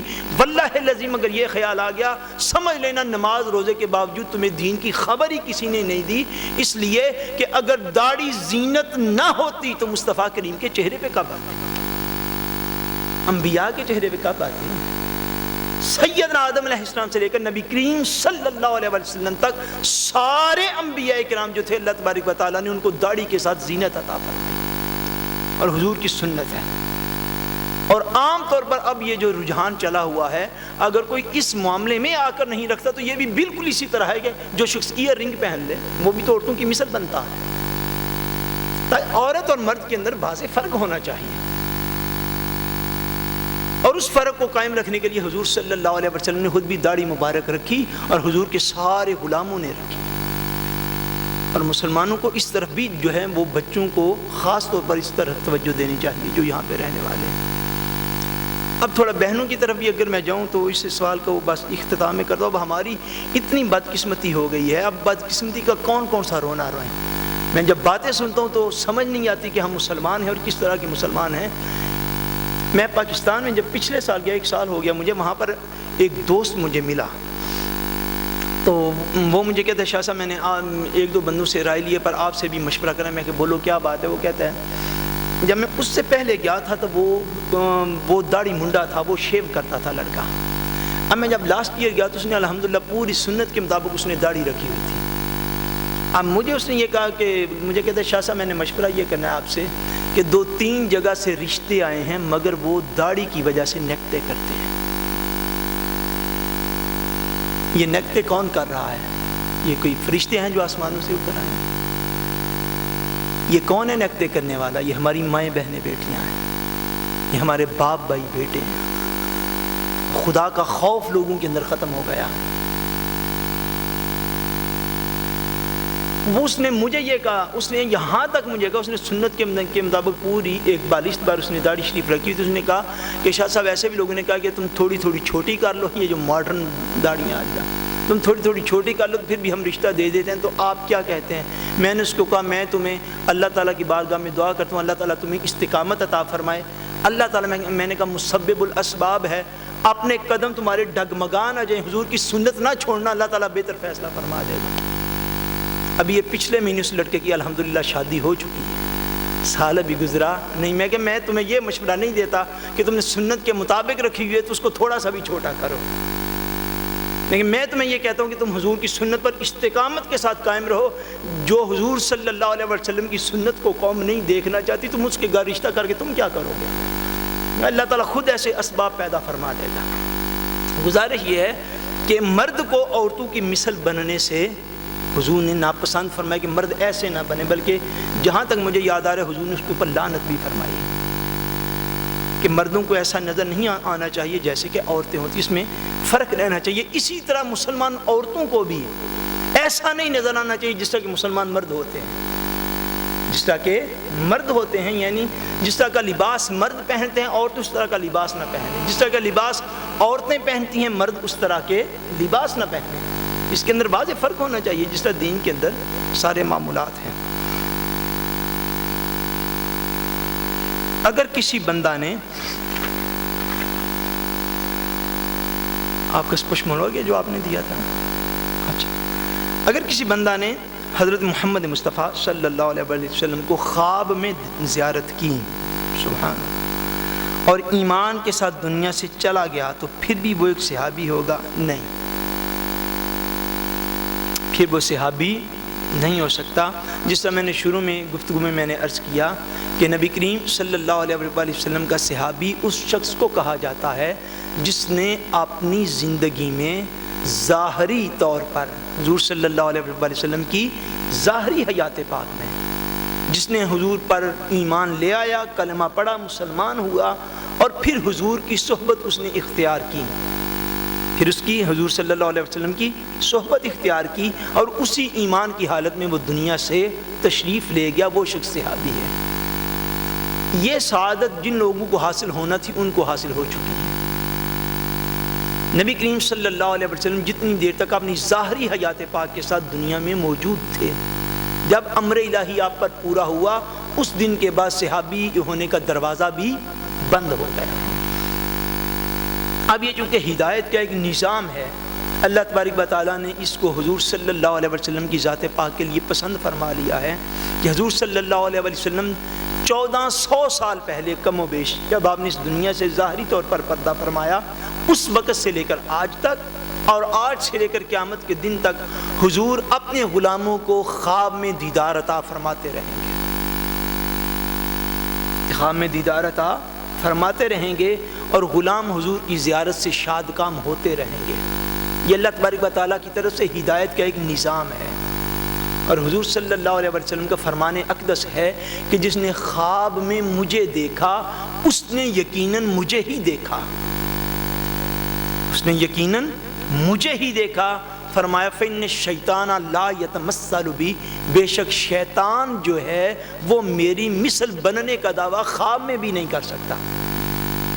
شیطان ہر شکل اختیار کر سکتا ہے، شیطان ہر شکل اختیار کر سکتا ہے، مگر نبی کریم صلی اللہ علیہ وسلم کی مثل ہونے کا خواب میں بھی آ کے وہ ایسی شکل نہیں بنا سکتا۔ حضور نے فرمایا جس نے مجھے دیکھا اس نے یقیناً مجھے ہی دیکھا، جس نے میری زیارت کی اس نے یقیناً میری ہی زیارت کی۔ اور اس سے اگلی بات میں آپ کو عرض کروں، یہ بھی برحق ہے، یہ بھی برحق ہے۔ حضور صلی اللہ علیہ وسلم جس شخص کو خواب کے اندر زیارت عطا فرماتے ہیں، اللہ تعالیٰ نے ایسے ایسے لوگ بھی اس دنیا میں پیدا فرمائے، آج بھی ہیں، قیامت تک ہوتے بھی رہیں گے، کہ نبی کریم صلی اللہ علیہ وسلم نے اپنے وصال مبارک کے بعد دنیا سے پردہ فرمانے کے بعد حضور نے کئی لوگوں کو بیداری میں بھی اپنی زیارت عطا فرمائی ہے، صرف سوتے ہوئے نہیں، بیداری میں بھی زیارت ہوئی ہے، اور بیداری میں بھی زیارت سے مشرف ہونے کے باوجود وہ بندہ صحابی نہیں ہوتا، بیداری میں بھی زیارت ہو پھر بھی وہ بندہ صحابی نہیں ہوتا، کیونکہ اس کے لیے شرط جو ہے وہ حضور صلی اللہ علیہ وسلم کا ظاہری طور پر جتنی دیر تک آپ دنیا میں رہے۔ حضرت امام جلال الدین سیوطی کی بس بات عرض کر کے میں بات کو ختم کرتا ہوں۔ امام جلال الدین سیوطی رحمۃ اللہ تعالیٰ علیہ بہت بڑے نامور محققین میں سے اور مفسرین میں سے ہوئے ہیں۔ آپ نے ارشاد فرمایا کہ مجھے اپنی زندگی میں نبی کریم صلی اللہ علیہ وسلم کا 75 مرتبہ بیداری کے عالم میں مجھے حضور کا دیدار ہوا ہے، 75 مرتبہ دیدار ہوا ہے بیداری کے عالم میں، سوئے ہوئے نہیں، خواب میں نہیں۔ اور حضور صلی اللہ علیہ وسلم مالک ہیں، آپ رحمت للعالمین ہیں، جب چاہیں جس پر چاہیں جہاں چاہیں جیسا چاہیں کرم فرما سکتے ہیں، جیسا چاہیں کرم فرما سکتے ہیں، اس میں کسی قسم کا کوئی ڈاؤٹ نہیں، لیکن اس سے بندہ جو ہے وہ صحابی نہیں ہوتا۔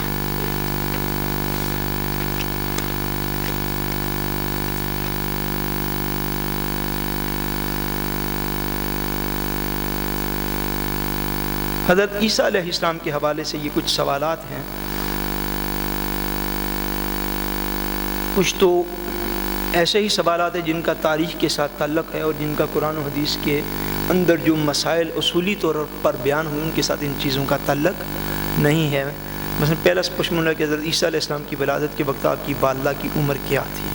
قرآن مجید نے جو بتایا ہے وہ صرف اتنا ہے کہ حضرت مریم علیہ السلام جو ہیں وہ وہاں پر بیت المقدس میں تھیں، اور کئی سال تک آپ کی وہاں پر پرورش ہوتی رہی، حضرت زکریا پرورش فرماتے رہے۔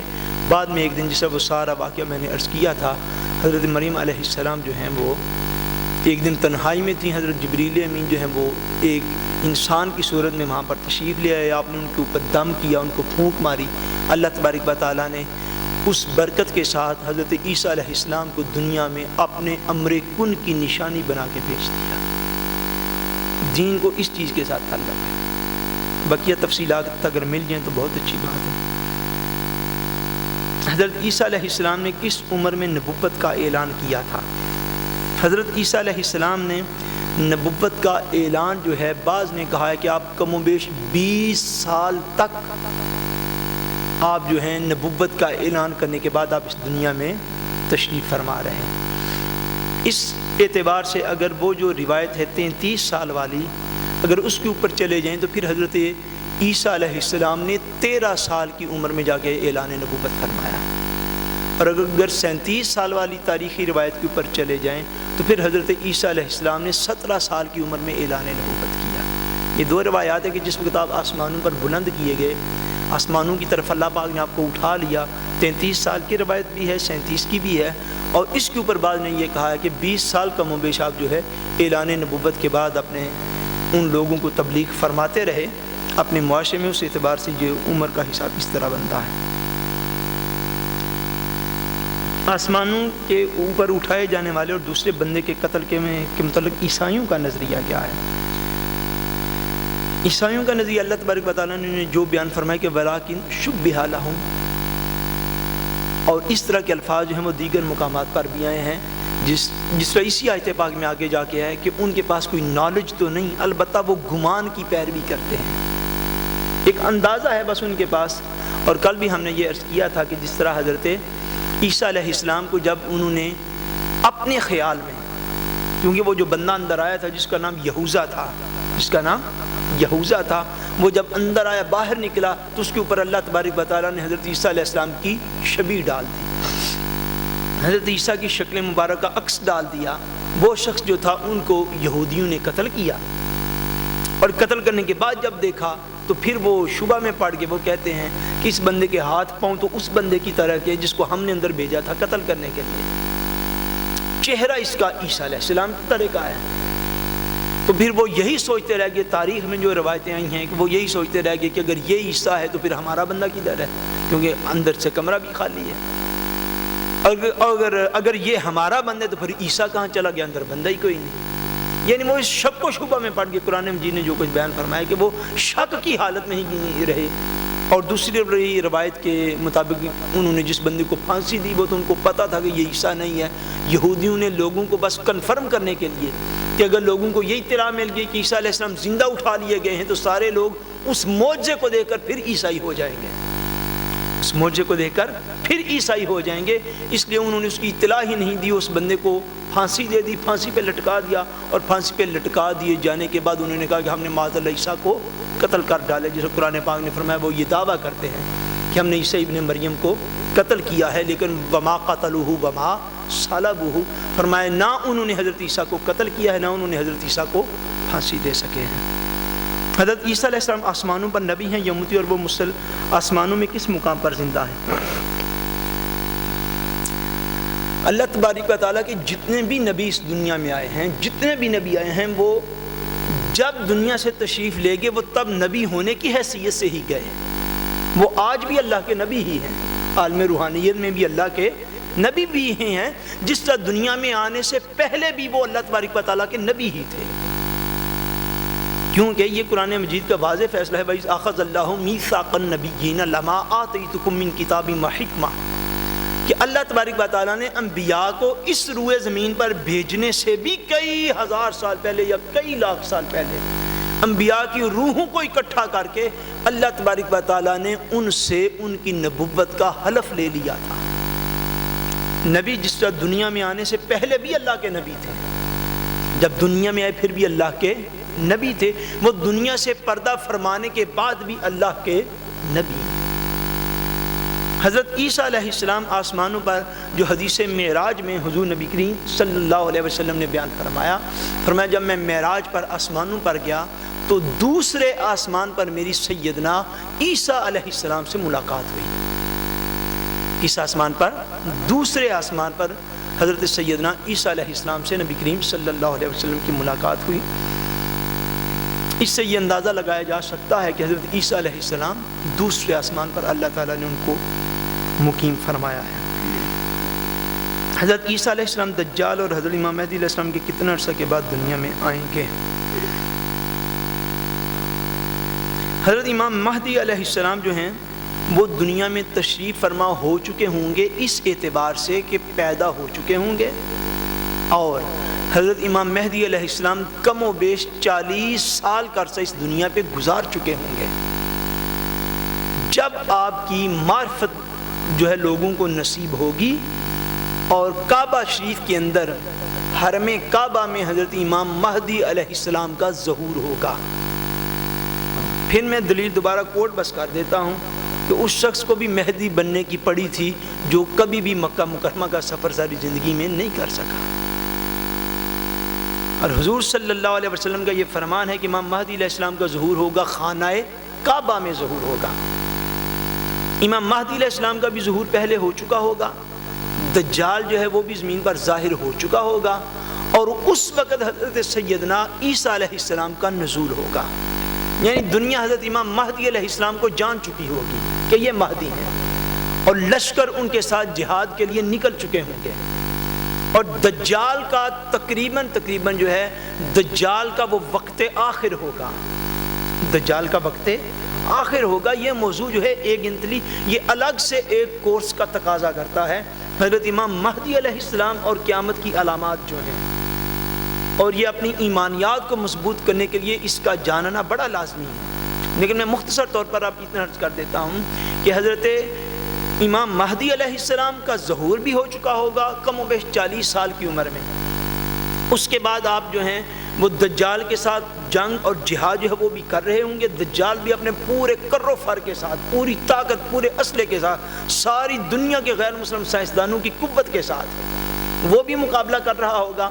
اور جب سیدنا عیسیٰ علیہ السلام کا نزول ہوگا جامع مسجد دمشق کے اندر، شام کے اندر جب آپ کا نزول ہوگا، اس وقت دجال جو ہے وہ اس جامع مسجد دمشق، یعنی یوں کہہ لیں وہ سیریا کے بارڈر پہ بیٹھا ہوگا تھا حضرت امام مہدی سے لڑنے کے لیے، آپ سے جنگ کرنے کے لیے، جہاد کے مقابلے کے لیے. وہ بالکل شام کی سرحدوں پر کہیں ہوگا. اور حضرت عیسیٰ علیہ السلام جب نازل ہوں گے تو 70,000 کے لشکر کے ساتھ دجال مقابلے کے لیے باہر کھڑا ہوگا.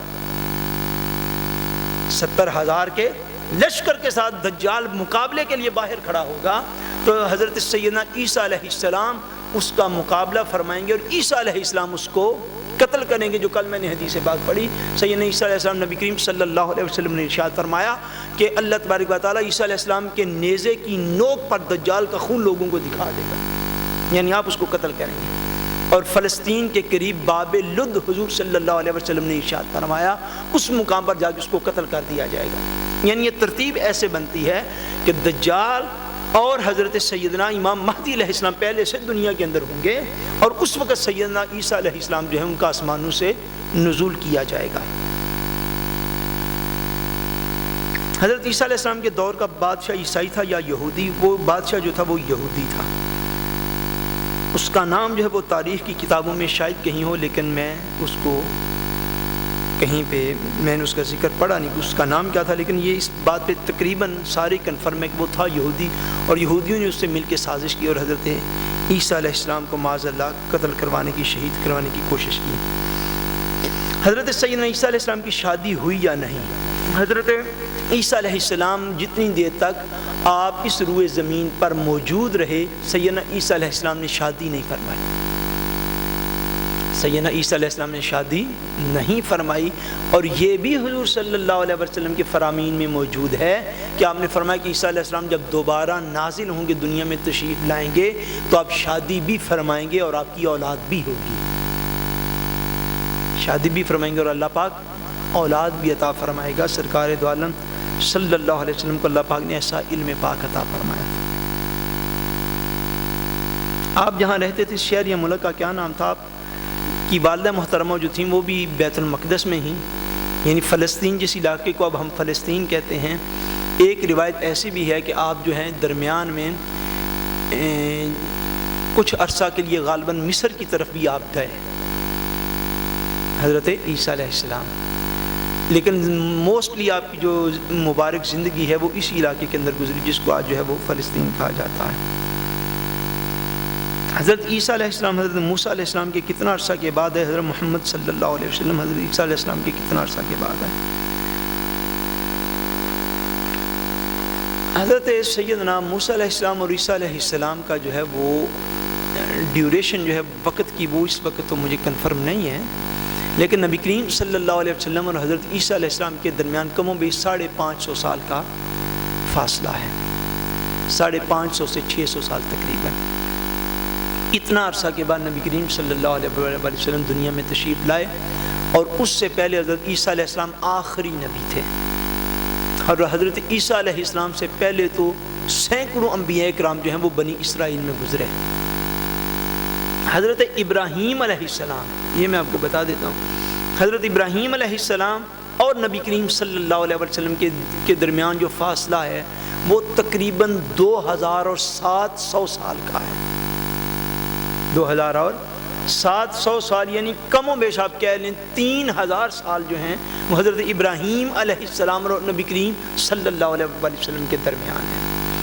اب حضرت ابراہیم علیہ السلام کے جو بیٹے تھے حضرت اسحاق علیہ السلام، حضرت اسحاق علیہ السلام، ان کے بیٹے حضرت یعقوب علیہ السلام۔ حضرت یعقوب کا لقب تھا اسرائیل، حضرت یعقوب کا لقب تھا اسرائیل، اور حضرت یعقوب کی اولاد جو ہے وہ بنی اسرائیل کہلائی، وہ بنی اسرائیل کہلائی، اور ان کی اولاد میں آگے جا کے حضرت موسیٰ علیہ السلام ہو گئے، اور حضرت عیسیٰ علیہ السلام سے یہ کئی ہزار یعنی کئی 100 سال پہلے ہوئے حضرت موسیٰ علیہ السلام۔ اور یہ اندازہ باپ فرما لیں کہ نبی کریم صلی اللہ علیہ وسلم سے لے کر تو حضرت عیسیٰ علیہ السلام تک 550 یا 600 سال ہیں، اور حضرت عیسیٰ علیہ السلام اور حضرت ابراہیم علیہ السلام کے درمیان کم و بیش 2000 سال کا فاصلہ پھر بنتا ہے، کم و بیش 2000 سال کا۔ اس ڈیوریشن میں آپ تقریباً 100 سال اور مائنس کر لیں، یعنی تقریباً شاید 1500 سال یا 1000 سال کا گیپ ہو، واللہ عالم، کہیں ایسا جو ہے وہ موقع نہیں ملا، لیکن تقریباً اب میں آپ کو اندازہ کر کے بتا رہا ہوں کہ حضرت عیسیٰ علیہ السلام اور حضرت موسیٰ علیہ السلام کے درمیان پاسبل 1000 سال کا فاصلہ ہو۔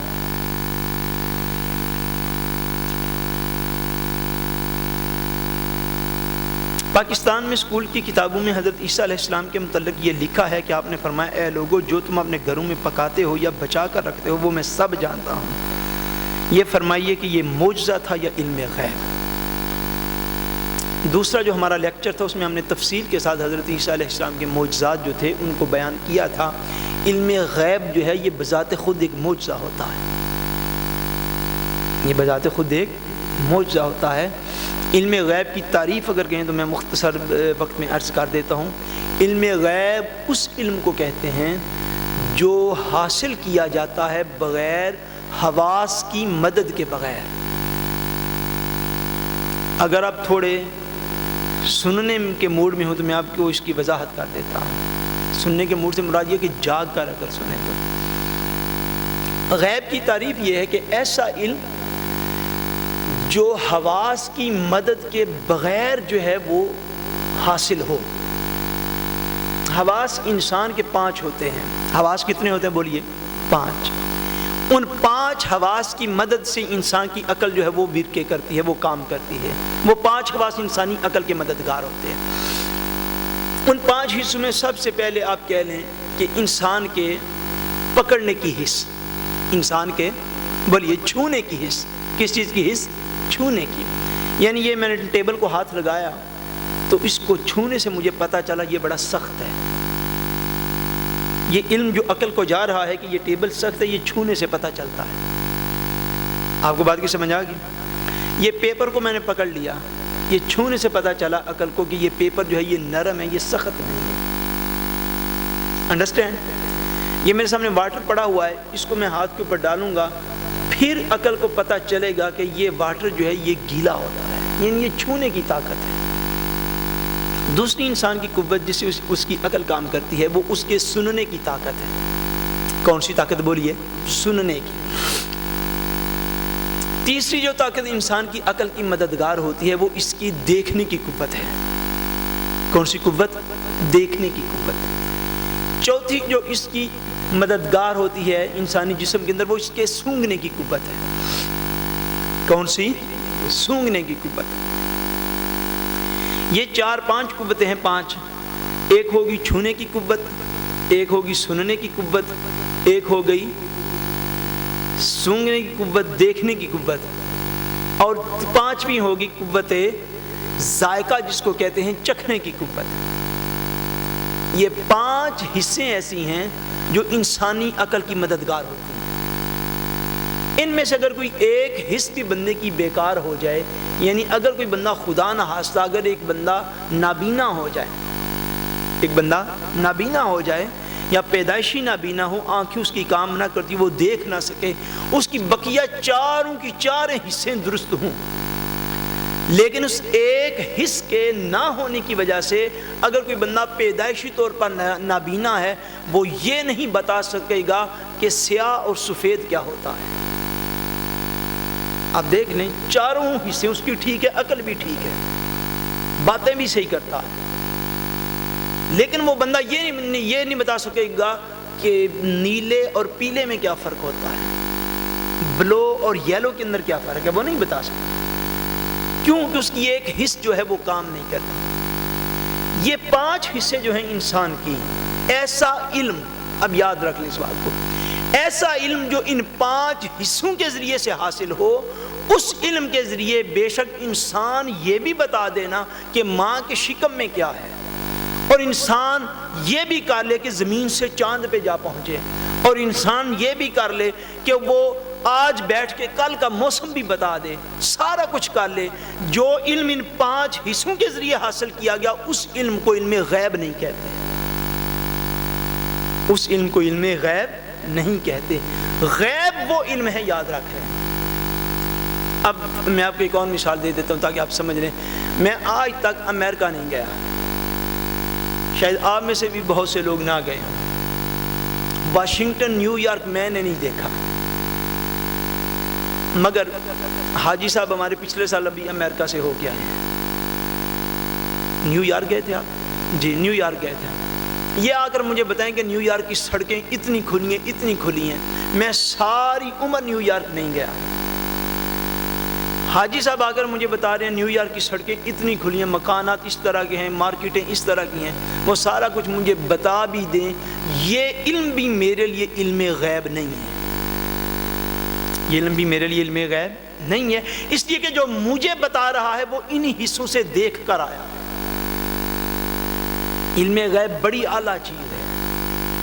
یعنی جو حواس سے علم حاصل کیا جائے گا، مثلا آپ ٹیلی ویژن پہ دیکھتے ہیں کہ آپ جو ہیں انٹارکٹیکا پہنچے ہوئے ہیں، آپ ٹیلی ویژن پہ دیکھتے ہیں کہ آپ کے سامنے جو ہے یہ ابھی نیو ایئر نائٹ گزری ہے، آپ نے دیکھا کہ ساری دنیا کے مناظر انہوں نے دکھا، یہ آکلینڈ ہے، یہ سڈنی ہے، یہ دبئی ہے، یہ فلاں ہے، یہ فلاں ہے، یہ فلاں ہے، سارے انہوں نے دکھایا. بے شک ساری عمر دبئی نہیں گئے، لیکن وہ جو دبئی کے مناظر آپ نے دیکھے وہ آپ کو جس ذریعے سے دیے جا رہے ہیں وہ انسانی عقل کا ذریعہ ہے. آپ جاننے کے باوجود وہ سارا نالج آپ کے لیے غیب کا نالج نہیں کہلاتا. غیب کی تعریف یہ ہے کہ ایسا نالج جو انسانی حواس کے ذریعے سے حاصل نہ ہو، اور اللہ تبارک و تعالی کا نبی اپنی نبوت کی دلیل کے طور پر اس کو پیش کرتا. اللہ کا نبی اپنی نبوت کی دلیل کے طور پر اس کو پیش کرے، وہ علم غیب ہے. وہ کیا ہے؟ علم غیب ہے. کہ جس طرح حضرت سیدنا عیسیٰ علیہ السلام نے آپ نے لوگوں کو فرمایا جو گھروں سے کھا کے آتے ہو وہ بھی بتاتا ہوں، جو گھروں سے کھا کے آتے ہو وہ بھی بتاتا ہوں، جو گھروں میں چھپا کے آتے ہو وہ بھی بتاتا ہوں. جو کھا کے آتے ہو وہ بھی بتاؤں گا، جو چھپا کے ہوگا وہ بھی بتاؤں گا. اب عیسیٰ علیہ السلام کو بتانے والا کون ہے؟ بولیے. اللہ تبارک. یعنی ایسا علم جو نبی اپنی نبوت کی دلیل کے طور پر پیش کرے، اور اس علم کو انسان اپنے حواس سے حاصل نہ کر سکے، اور نبی کو تو دینے والا اس کا رب ہوتا ہے، اور یہی دلائل ہوتے ہیں نبی کی نبوت کے دلائل ہوتے ہیں۔ افسوس اس بات کا ہے کہ جو چیزیں نبوت کے دلائل میں سے تھیں آج ان پر بھی امت مسلمہ کو شکوک و شبہات میں ڈالا جا رہا ہے، پتہ نہیں یہ دین کی کون سی خدمت ہو رہی ہے۔ علم غیب کا ہونا یہ نبی کے نبوت کی دلائل میں سے ایک دلیل ہوتی ہے کہ اگر اس کو بھی غیب کا علم نہیں تو یہ تو اس کی نبوت کی دلیل تھی، پھر وہ نبی کیسے ہوا؟ پھر وہ نبی کیسے ہوا اگر اس کے پاس غیب کا علم ہی نہیں؟ وہ پھر نبی کیسے ہوگا؟ کیونکہ اللہ تبارک و تعالیٰ اس کو علم غیب کے خزانے عطا فرما کے بھیجتا ہے۔ اور آخری بات بس کرتا ہوں، خالق کائنات نے سارے خزانے انبیاء کو عطا فرمائے، مگر جو مصطفیٰ کریم صلی اللہ علیہ وسلم کو خزانہ عطا فرمایا اس کے متعلق تو پھر اپنا کلام اتارا، فرمایا وما ہوا علی الغیب بدنین، فرمایا یہ جو میرا پیارا رسول صلی اللہ علیہ وسلم ہے اے لوگو، فرمایا یہ غیب کی خبریں بتانے میں بخل سے کام ہی نہیں لیتا۔ حضور غیب بتانے میں بخل سے کام نہیں لیتے، حضور نے تو غیب کی خبریں کھول کھول کے لوگوں کے سامنے رکھی ہیں۔ اب اتنا غیب جو میں نے یہ جو کل کا آپ کو بتا رہا ہوں یہ سارا حضور کا علم غیب ہی ہے، جو میں بتا رہا ہوں یہ کیا ہے؟ حضور کا علم غیب ہی ہے کہ حضور صلی اللہ علیہ وسلم نے ابھی ہزاروں سال بعد جانے خدا جانے سیدنا عیسیٰ علیہ السلام کا کب ورود ہونا ہے، کب حضور نے اس دنیا میں حضرت عیسیٰ نے تشریف لے کے آنی ہے، کب حضرت امام مہدی پیدا ہوں گے۔ حضور صلی اللہ علیہ وسلم نے یہ جو سارا کچھ بیان فرما دیا یہ کیا ہے؟ حضور کا علم غیب ہے کہ یہ علم جو ہے یہ بندہ اپنے حواس کے ذریعے حاصل نہیں کر سکتا، اور اس علم کا ہونا یہی تو اللہ کے نبیوں کی نبوت کی دلیل ہوا کرتا۔ اللہ تبارک و تعالی ہم سب کو اپنے دین کی کامل سمجھ جو ہے وہ عطا فرمائے۔ مجھے لگتا ہے کہ یہ شاید میں تفصیل میں پڑھ گیا تو یہ سوال جو وہ رہ گئے، نہیں یہ تو ہو چکے ہیں۔